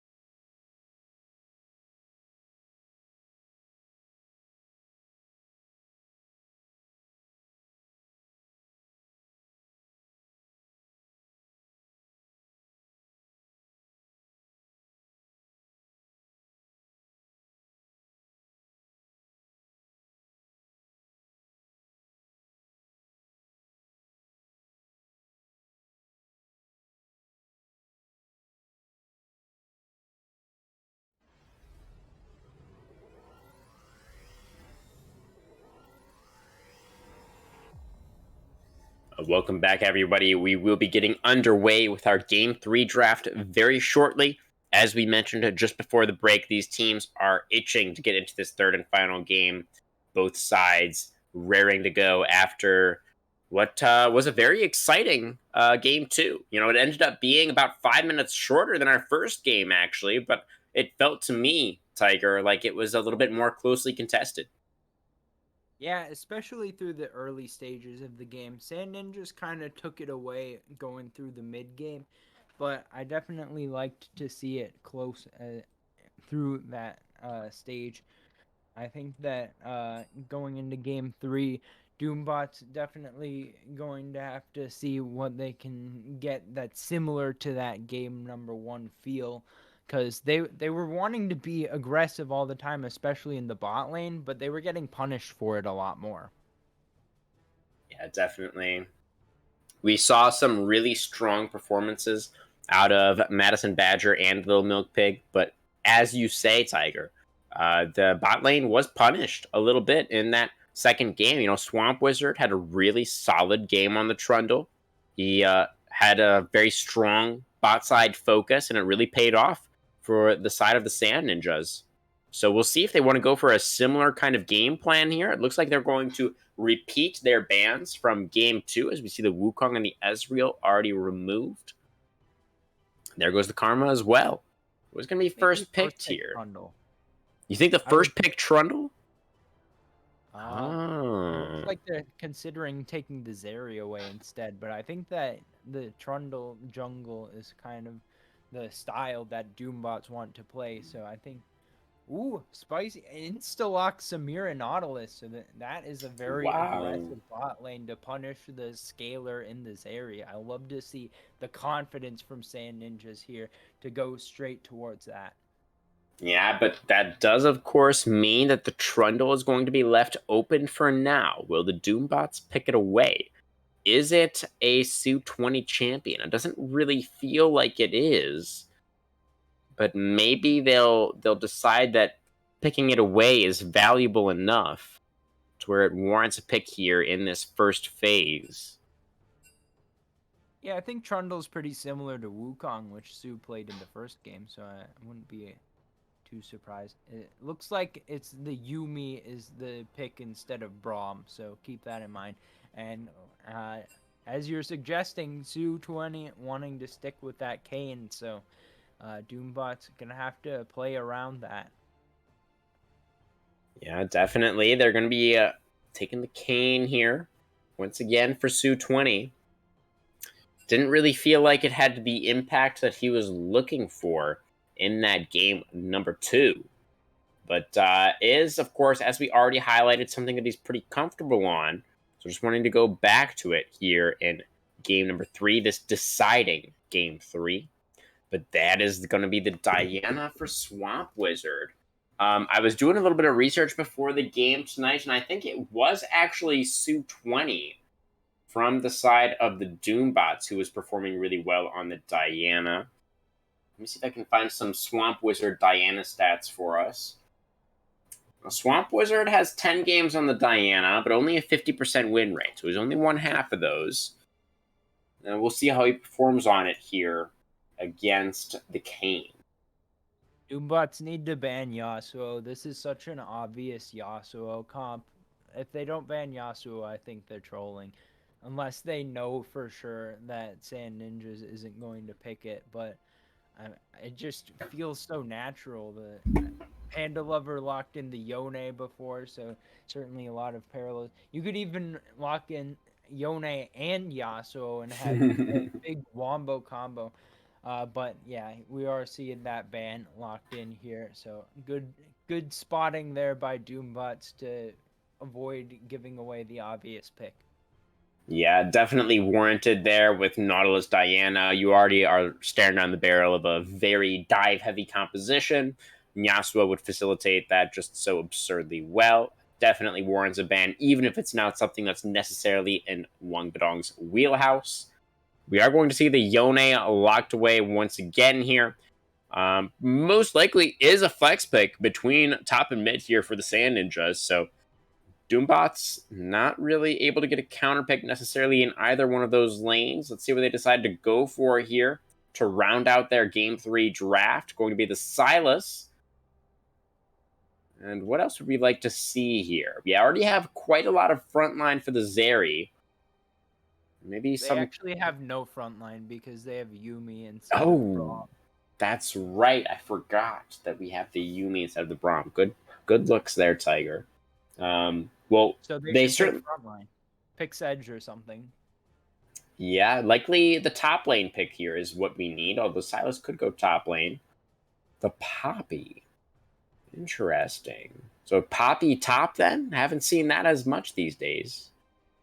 I certainly don't think it's bad. It's just a tank in the top lane. I don't think that it's as good as something like Ornn if you're just going for a tank in the top lane, Ornn or Sejuani. But I think that there's some things to play around here.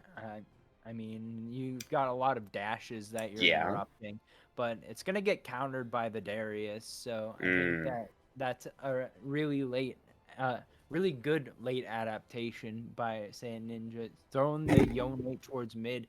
And now I want to see if we're going to get a big carry from Panda Lover on the Darius. Yeah, Wang Bidong does have several games on the Yone as well. So it was indeed the flex pick. And as you say, Tiger, the flex into the mid lane allows for the Darius last pick into the Poppy. Feels really, really strong for the Sand Ninjas. And their composition looking pretty fearsome. Doombot's going to need a little while to come online. And they are just going to have to try to hang on in this early game and mid game. There's a very strong spike for the Sand Ninjas. When they all get that completed item, their team fight is just absolutely insane. Well, I'm 0 for 2 on predictions, so I'm gonna let you take the prediction for us this Yeah. time, so that I'm not cursing any of the teams. Who do you think's going to come out on top in Game 3 and win the series? I mean, I feel really good about Sand Ninja's composition here. It looks really, really strong to me. They have all of this dive. They're riding their momentum off of game two. They got the last pick counter pick, Darius into Poppy in the top lane. We've seen Panda Lover performing pretty well all night long, even in the game that they lost on the Yone there. He had a very respectable performance. So, yeah, I'm feeling really good about the Sand Ninjas and the Doombots. I don't love the Poppy top lane. Zeri Yumi is strong, but it takes a while to come online, and the level of execution that you need is pretty high. Like the amount of skill shots and threats that you're going to need to avoid from the side of the Sand Ninjas is just like so many. You have to avoid everybody while somehow also getting out consistent DPS. It just seems like a little bit of a too tall of an order for Faker kill count here. I think that what we're gonna see going into the mid game is a lot of teaming up be- between the Yumi and Kane. I think that we're gonna see Madison Badger attached to. Wait, they've switched positions.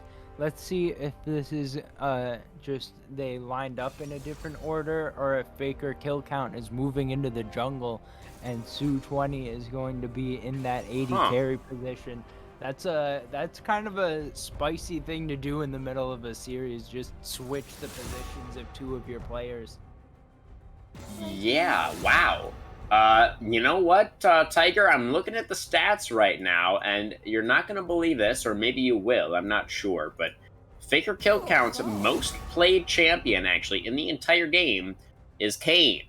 219 games on the Kane this season. So this does appear to be a very intentional swap coming out from the Doombots, moving their AD into the jungle and their jungle into the AD position. Su20 will be piloting the Zeri and figure kill count on the Kane. Very interesting stuff. Yeah, I think that we're seeing a situation here where a lot is being put on Lil Milk Pig to set up the engages, because you can go for those tackles with Poppy, but I don't think that Isaac is going to be able to find any huge engages unless the enemy team all lines up in a choke point or something. So I think that it's going to be a lot on Lil Milk Pig to steal the Nautilus ult, steal the Diana ult, steal the Yone ult. Whoever's ult you steal, you gotta find a big use of it to set up the big plays here, and then that would allow Sue to start putting out that damage, go for the lightning crash, and start just popping off on everybody. But they're gonna have to find a way to temper their aggression that they showed in game 1 and 2, because they don't have the early advantage this time around. Yeah, definitely not. And I agree, Tiger, that Lil Milk Pig is going to have to do a lot of the heavy lifting this game. I mean, they just don't have a lot of engage here on the side of Doombots. I mean, if Faker Kill Count goes Red Kane again, or if we see Red Kane again this game, I should say, then he's going to have a knock up. But Poppy feels like a very defensive option here. And there just don't seem to be a lot of tools to initiate the fight and provide Zeri with that space that she needs to really pop off and pick up those pentakills. So we'll see if the side of the Doombots are going to be able to make it work. I mean, they do have a lot of front line now in the end with that Poppy lock in the top side. So certainly some shields, some meatballs to put in front of the Zeri at the very least. But the dive that's coming through here from the side of Sand Ninjas is looking just so threatening. I do think that the side of the Doombots are going to be hard pressed to weather the storm here in the first 15 minutes of the game. Yeah, and I think that once we get into some of these bigger team fights, we'll have to keep our eyes on the Samira because with only having that one potential engage, if it is the Nautilus ult that gets stolen, that can be entirely blocked by the wind wall, as well as the abscond from Silas. So the ways in can be severely limited for both sides, but I think that Dave G has been having a pretty solid day so far. So I think that that's a lot of carry potential there. But pretty much anyone in this game can carry, except for potentially the supports. So there's going to be a lot of just execution based results here, and I think that we've just had a great match so far today. So hopefully this last game is a banger. Absolutely, Tiger. Couldn't have said it better myself. We will see if the Sand Ninjas can ride their momentum from game 2 into a game 3 victory, or if the Doombots will continue their dominance here through the last day of regular season play. Don't go anywhere, style fans. We'll be right back with the deciding game 3 right after this short break. I'm gonna get water.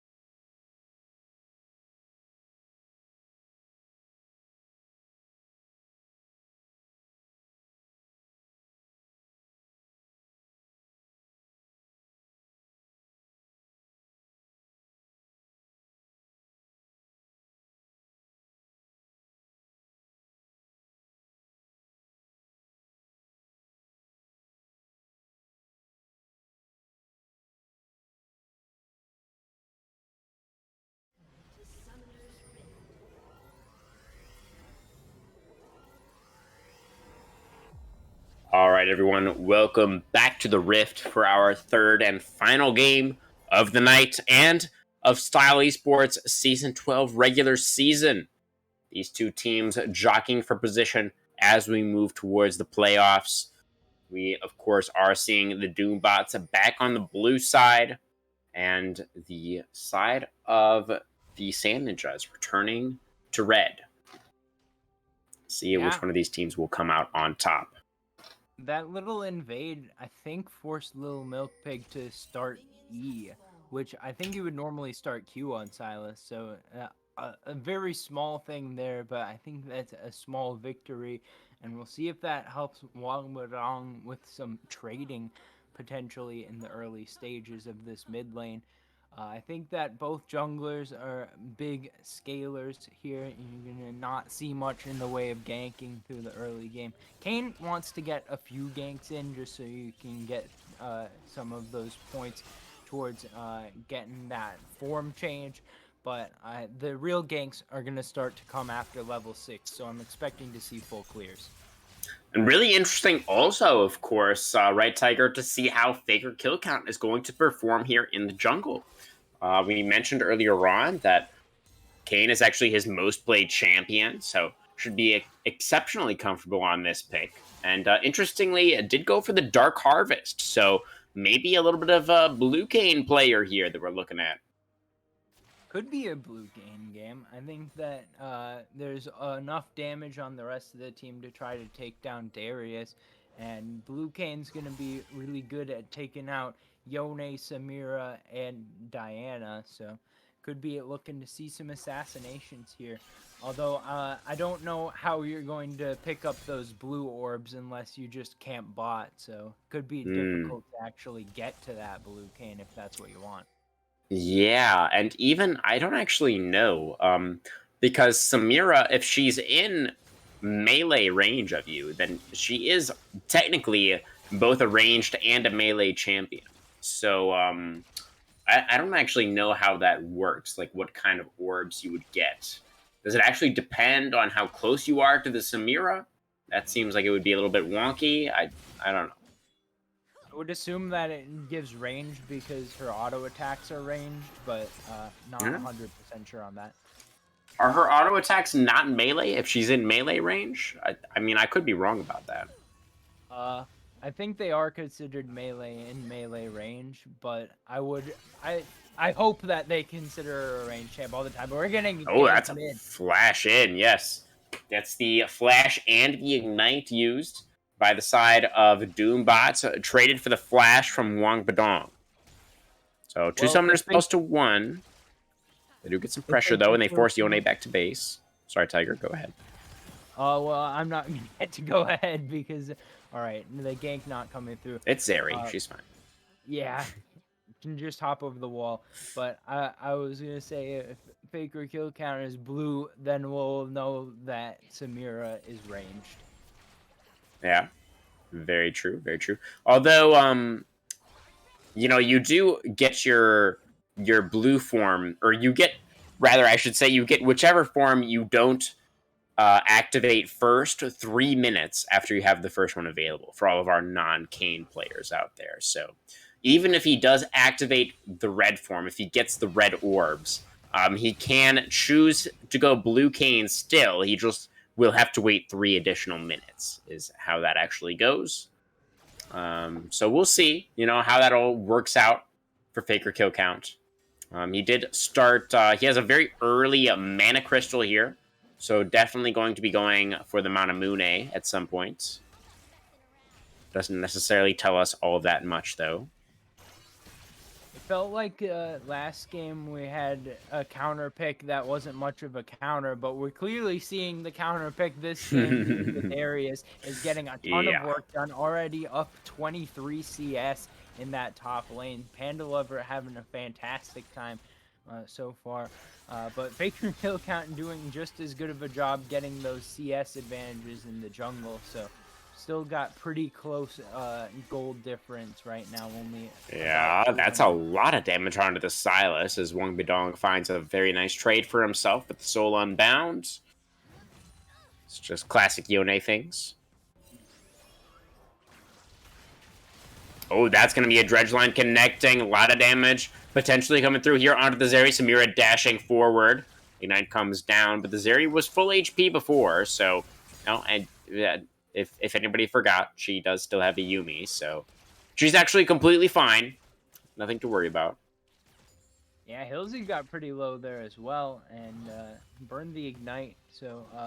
but multiple spells used on Okay, here comes Keen into the... No, never mind. I got baited. Sorry about that, Tiger. all good, all good. I've been baited before as well, so perfectly understood there. But I think that the summoner spells being burned there was the big part of that engage. It's going to be only flash up on Sue for the time being. Now, it's not super long cooldowns on these summoner spells, but if there was to be a gank in the bot lane, that would potentially be a good timing for that. So a solid trade all in all. Could be another good trade for Wang Badong in the mid lane here, but Silas actually able to get out a decent amount of return damage and did manage to steal away that Fate Sealed as well. So has his own Yone ultimate primed and ready to go. He's going to toss it out now, and Yone's going to use it as well, but Little Milk Pig ended up under turret range, but he still manages to get the kill. So it's going to be a 1-for-1. First blood goes over to Little Milk Pig on the Silas, and Diana has to show up to make that return kill happen. No Milk Pig, man. Really clever usage of the Fate Sealed from Wang Badong. I'm not sure if it intentionally missed, but it put so much distance between himself and Lil Milk Pig that it forced the flash out just to get in kill range, and the counter kill still came through. So a fantastic play there in the mid lane. Perfect timing on the gank as well means that Swamp Wizard picking up that kill. We could get an accelerated Diana here, and looking for that Sunfire cape, still strong on those junglers. Yeah, the Sunfire Demonic build could be coming through here for the Swamp Wizard. Something that some of our favorite... Oh, that's the Dredge line connecting onto Madison Badger. Yuumi going to be chunked down to about 50% HP. But yes, the Sunfire Demonic build been touted very highly by one Kobe that we all know and love. But we'll see if Swamp Wizard is able to make effective use of it. Going to be fairly strong, of course, into the Poppy as well as the Silas, but not going to have as much burst damage if you're trying to dive onto that Zeri. So hopefully, well, they should have enough damage, you know, without the burst from the Diana, but we'll have to keep an eye out for that. First Drake of the game's been up for a while. It's been really low priority this series, but now we're getting... Okay, here comes the final chapter. Dredgeline not going to connect, and Hill's the only level 5 on the Nautilus, flashing away, trying to stay alive, but I don't think he'll be able to do so. Yuumi picks up the kill, though. So, Cat on the board. Extendo Beam, not going to find the mark. Samir running for the hills. So, will be some turret plates picked up by the side of the Doom bots, as well as that kill onto the enemy support. I love that you call that Extendo Beam. That's fantastic. They should just change the name of that ability to Extendo Beam. I think it's like Ultra Shock Laser or something. Yeah, like yeah. It's Extendo Beam. Is way better. Yeah. That's not my own idea either, though. I got that one from Atlas, our caster over from the LCK. Oh, by the way, Samira's dead. As Zeri just did some Zeri things, just went zoom over the wall and picked off the AD carry all by himself. And Faker kill count, going to be using the Umbral Trespass, going to try and dodge away now, has Yuumi in his back pocket. Swamp Wizard flashing for the Moonfall, finds a lot of damage, but needs one more Q. That Bomby Cinder not doing you any favors that time, Diana, as Swamp Wizard gets cleaned up, and Zeri is 2-0. Madison Badger literally saved Faker kill count with the passive from Yuumi. That shield actually was more shielding done than health was left for Faker kill count. Fantastic work to hop off on the Cat and be able to hop back on. So it was like right after the Moonfall ended, you go off, auto attack, back on. Fantastic Yuumi mechanics. Not something you get to say very often, Crew. Certainly true, yes. But Madison Badger has been impressing us all night long here from the support position. Gonna hop onto the Zeri just in time for her to zoom over that wall once again. Hex Flash, and not going to find its mark that time for Hillsy. Good attempt from the Nautilus. Liked that angle, but Zeri and Yuumi, they're just too slippery. Yeah, and right now feeling really good. 2-0-1, 1-0-2 for Madison Badger. They're feeling good with this new duo with the bot lane. And not feeling any of the effects of the heavy engage of Hillsy and Dave on the Samira Nautilus. Now, they will be giving over this first Drake, so I think this is the first time that the first Drake went to the team that was substantially behind in gold. But that kind of evens it out a little bit. Still probably favored slightly towards the Doombots is the team on the blue side this game. Doombots Yes, that's in correct. the lead. They went back and forth, so it took me a moment to remember. But No worries. I'm mentally there now. I know who is on which side. Yeah, absolutely. Just remember, the Doombots have the little milk pig.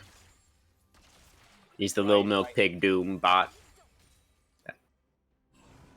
Right. That's what they're And going for. Rift Herald got picked up by Faker kill count, so they're looking to extend the lead on the side of the Doombots. We'll see where that goes. Hopefully this time it gets dropped before the plates are gone. Hills I has hope been so. using this Hex Flash aggressively all game, but not to great success because Zeri, very slippery AD carry. So while Isaac has been falling very... Oh, he's going to get chopped a little bit. Oh, I think I just cursed him. I just cursed him in my mind. I didn't even have a chance to curse him with my casting before he just died. But regardless, I think that's still my fault. My apologies, Isaac. I didn't mean to do that to you. As Hilsey is going to Hex Flash once again out of the bush and lands the point-blank depth charge. Zeri is now extremely low, forced to run away, but they're not able to finish her off. The Humble Trespass now is going to get the kill on a Dab G. Faker kill count with the perfect timing for the gank. Hilsey diving forward with the dredge line, but he's not going to be able to accomplish much of anything as Zeri picks up her third kill. And the side of the Doombots are finding a very healthy early game advantage. That's a Moonfall, though, onto the Silas, and he is going to get destroyed in the mid lane. So both junglers finding some success with their ganks just before those turret plates fall. Yeah, it was a little bit quiet with the ganks early on. I'm seeing a ring in the middle of the wall, so that must be some strange Zeri mechanic. But the junglers, once they've hit level 6, they've definitely started being a lot more active in the lanes, especially the bot lane. Faker kill count coming on repeat. And what seemed to be a good fight at first from the perspective of the Sand Ninjas bot lane immediately turns around.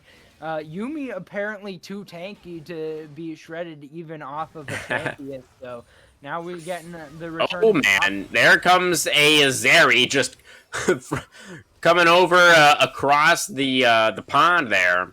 Just flying into top lane. Picks up that kill onto Panda Lover. I don't think he saw that one coming. I certainly didn't. Yeah, and you gotta watch out.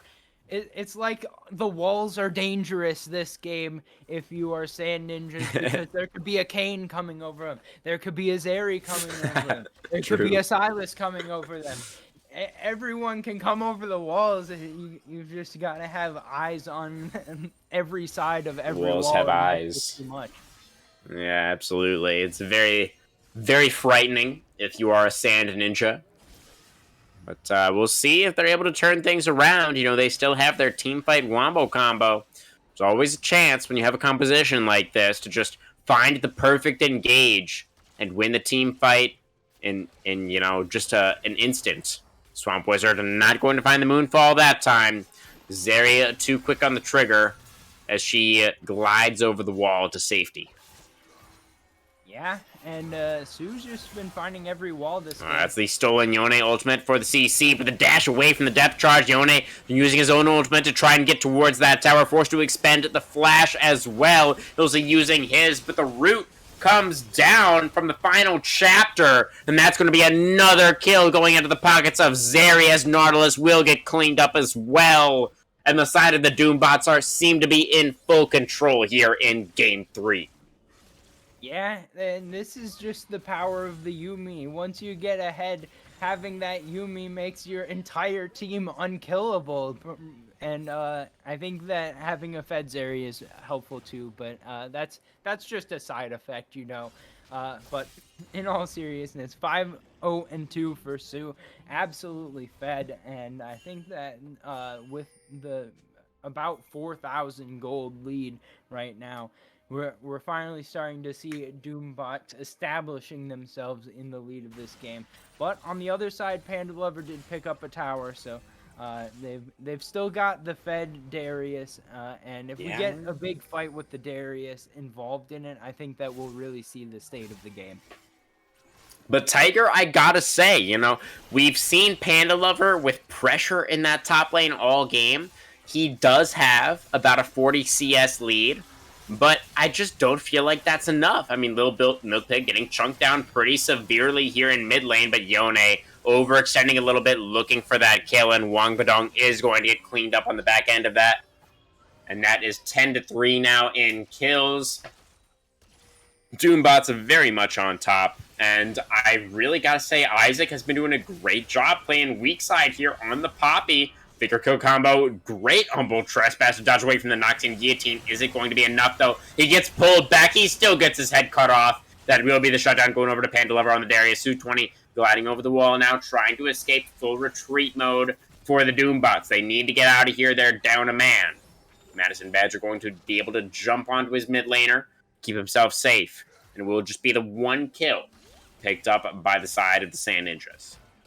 Yeah, but it's on to Panda Lover, and I believe it was a shot. Dredge line connects, a lot of damage on a Milk Pig, going back in, has the zoomies, flashing forward is Dab G, going for the Samira ultimate, a lot of damage comes down, but no kills coming through just yet. Yone forced to return to his body, his soul is bound once again, and no kills picked up, no additional kills, I should say, at the end of that fight. Yeah, the other important thing right now is that the first two Drakes have gone over to Sand Ninjas. So they have the Dragon stacking as a potential win condition. And at the very least, we are at least 18 and a half minutes away from Dragon Soul being available to Doombots. So I think that that's kind of a respite available for Sand Ninjas that'll allow them to scale some more and get the rest of their items set up.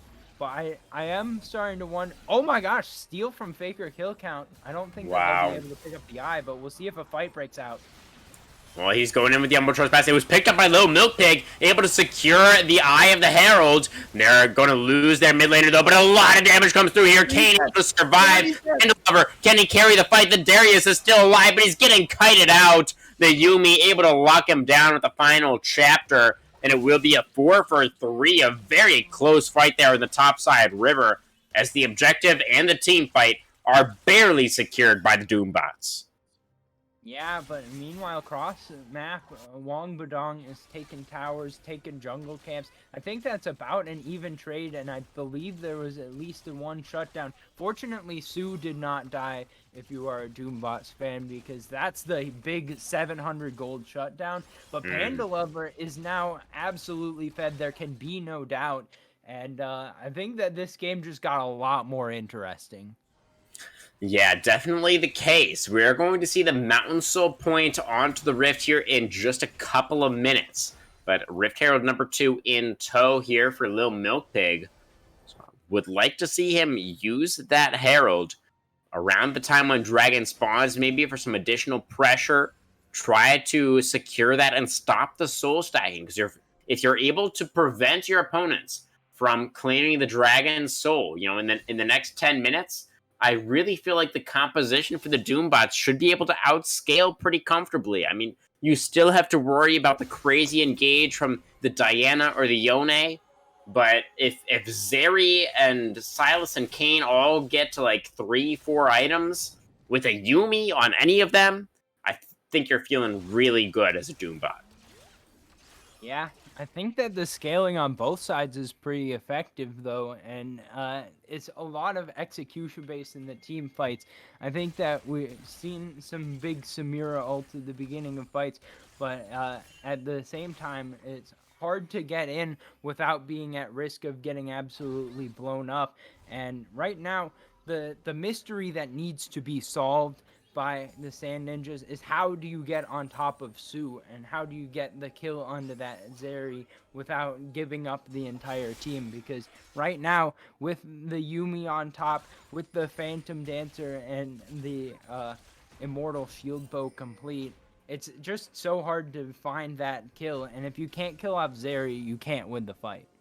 Yeah, it is of critical importance, absolutely. As we see the Zeri moving forward right there, able to get a little bit of damage down. Gonna have to rotate now towards the bottom side, though, as Dragon is spawning. Scuttle Crab Vision has been secured, as that is a Yone ultimate. Fate sealed, maybe, for the side of Little Milk Pig. He doesn't have any reinforcements coming, and he will get cut down. He tries to go back in for a little bit of healing, but it's not enough.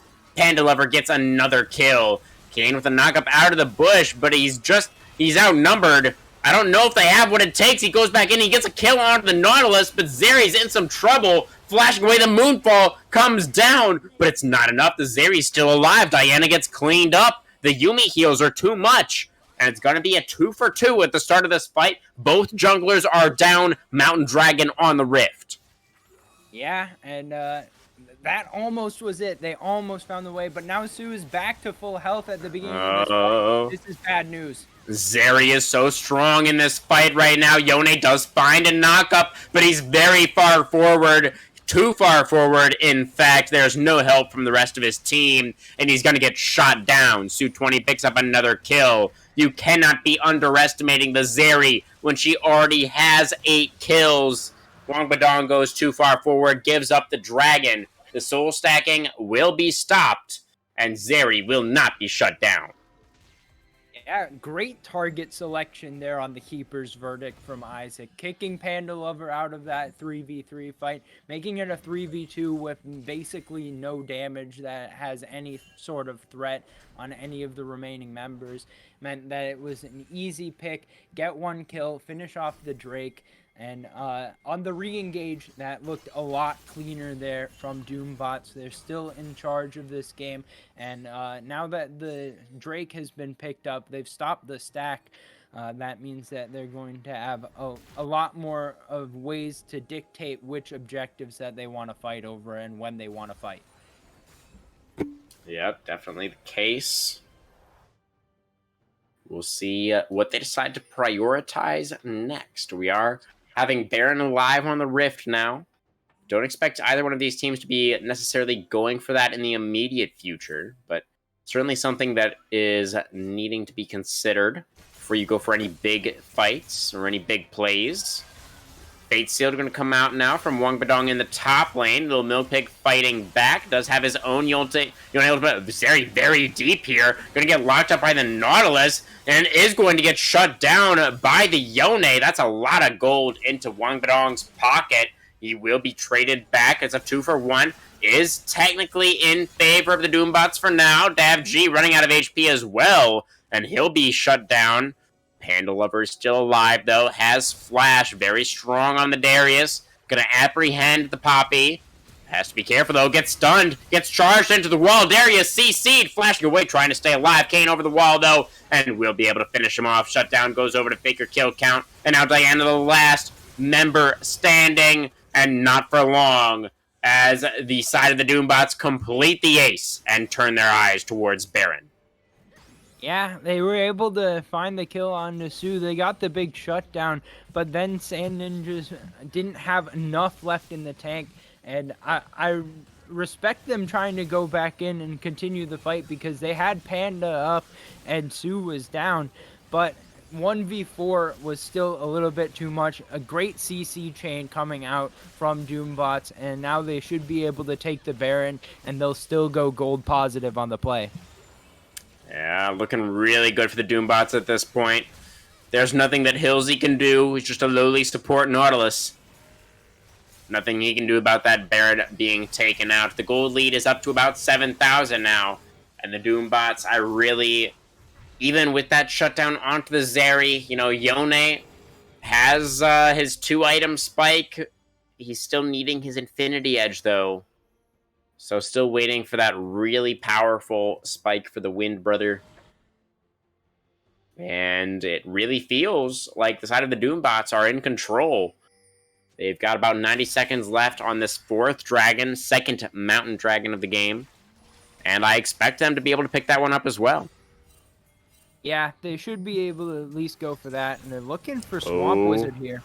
Oh, that's a cheeky blast. Cohen going to send Little Milkpig over into the arms of the Nautilus, but I don't think it's really going to matter. The wallets are a little bit too heavy, as that is actually a Faker kill count a 1v2ing Samira and Yone in the back line there and winning. Panda Lover, the last man standing now. There's not a lot he can do. The health bars just aren't low enough. The Darius will be cut down here as well. He's ghosting. He's running real fast, but it just doesn't matter as the Doombots may be able to end the game right here.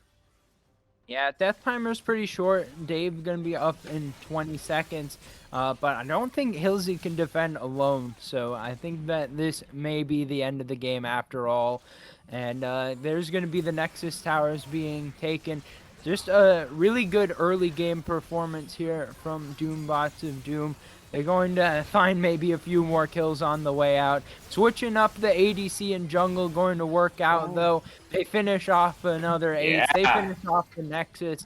And they finish off the day with a couple of series victories. So, good day to be a fan of Doombots of Doom. And they look strong going into playoffs. Absolutely, Tiger.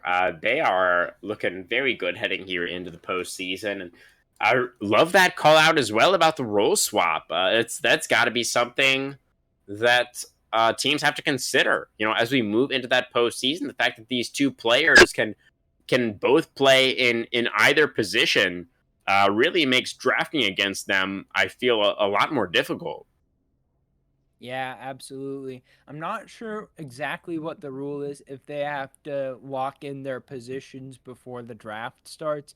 That would make a difference there, but clearly putting the Kane onto faker kill count is something that we want to see Doombots prioritize. I mean, you're talking about 200 plus games on the champ, obviously a high level of mastery there. Knowing when you can go for those 1v2, 1v3s against enemy carries. Just a fantastic game number 3 from the side of Doombots of Doom. But Sand Ninjas played an admirable series. They were able to show us what they had a little bit in game number 2. And we were instructed by Sky Dancer that they have been around since season 1. So shout out to Sand Ninjas for being one of the OGs. And definitely hope that we'll see some of them in playoffs as well. Yeah, absolutely. I do expect that we will be seeing a little bit more from the Sand Ninjas this season. And always good to see, you know, a team with that kind of longevity still competing here in Style Esports, you know, towards the top level of play that we have here in the league. You know, a lot of these players ranked very highly. So definitely, you know, as you say, Tiger, a very respectable performance tonight, able to pick up that win in game 2 and able to keep game 3 close, at least for the first, you know, few minutes there. But the flexibility, you know, the team fighting prowess of the Doombots really did shine through towards the end. We gave Faker Kill Count the POG for game number 1. He was, of course, piloting the Ezreal in bot lane. Here in game 3, he was on the Kane in the jungle, and we had Su20 on the Zeri going 11-1. Definitely not an easy decision here, Tiger, but who would you look towards for your POG here for this third game? I got to give the pog to Madison Badger, 101-25 Love that. on the Yumi.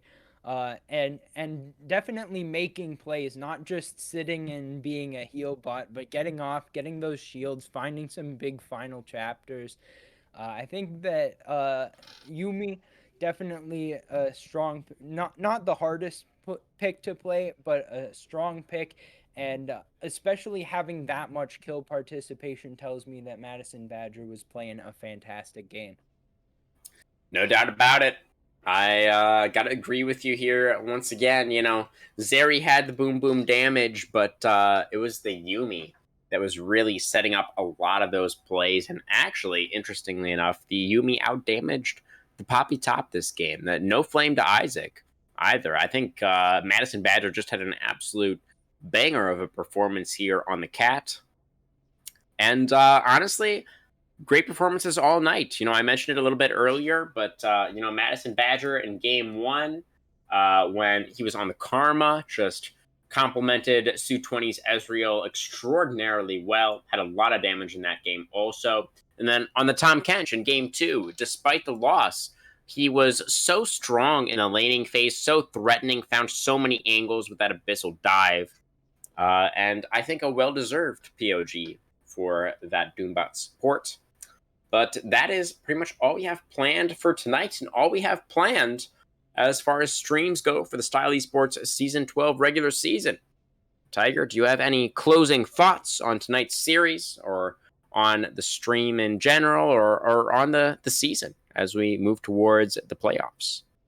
It's been another great season here at Style Esports. Always love to see all of these teams coming out and giving it their best. And today was no exception. We had a fantastic series here. Game 1, a little bit lopsided, but games 2 and 3 seriously delivered. And you can see that these teams are looking to go into playoffs strong. And I'm appreciative of all of the teams for giving us some great entertaining games of League of Legends. Yeah, so well said, Tiger. I am, of course, appreciative as well. We had some very entertaining League of Legends to enjoy tonight. I hope all of you out there in Twitch chat enjoyed the games as well. Thank you very much for watching. From myself, from Tiger, from the entire production team here at Style Esports, thank you guys very much. We appreciate you, and we'll see you for the postseason here. Style Esports Season 12. We will have more information. Keep an eye out for those playoff brackets as they are released. And we will have some more action for you very soon. That's all from us for tonight. Thank you for watching. Take care.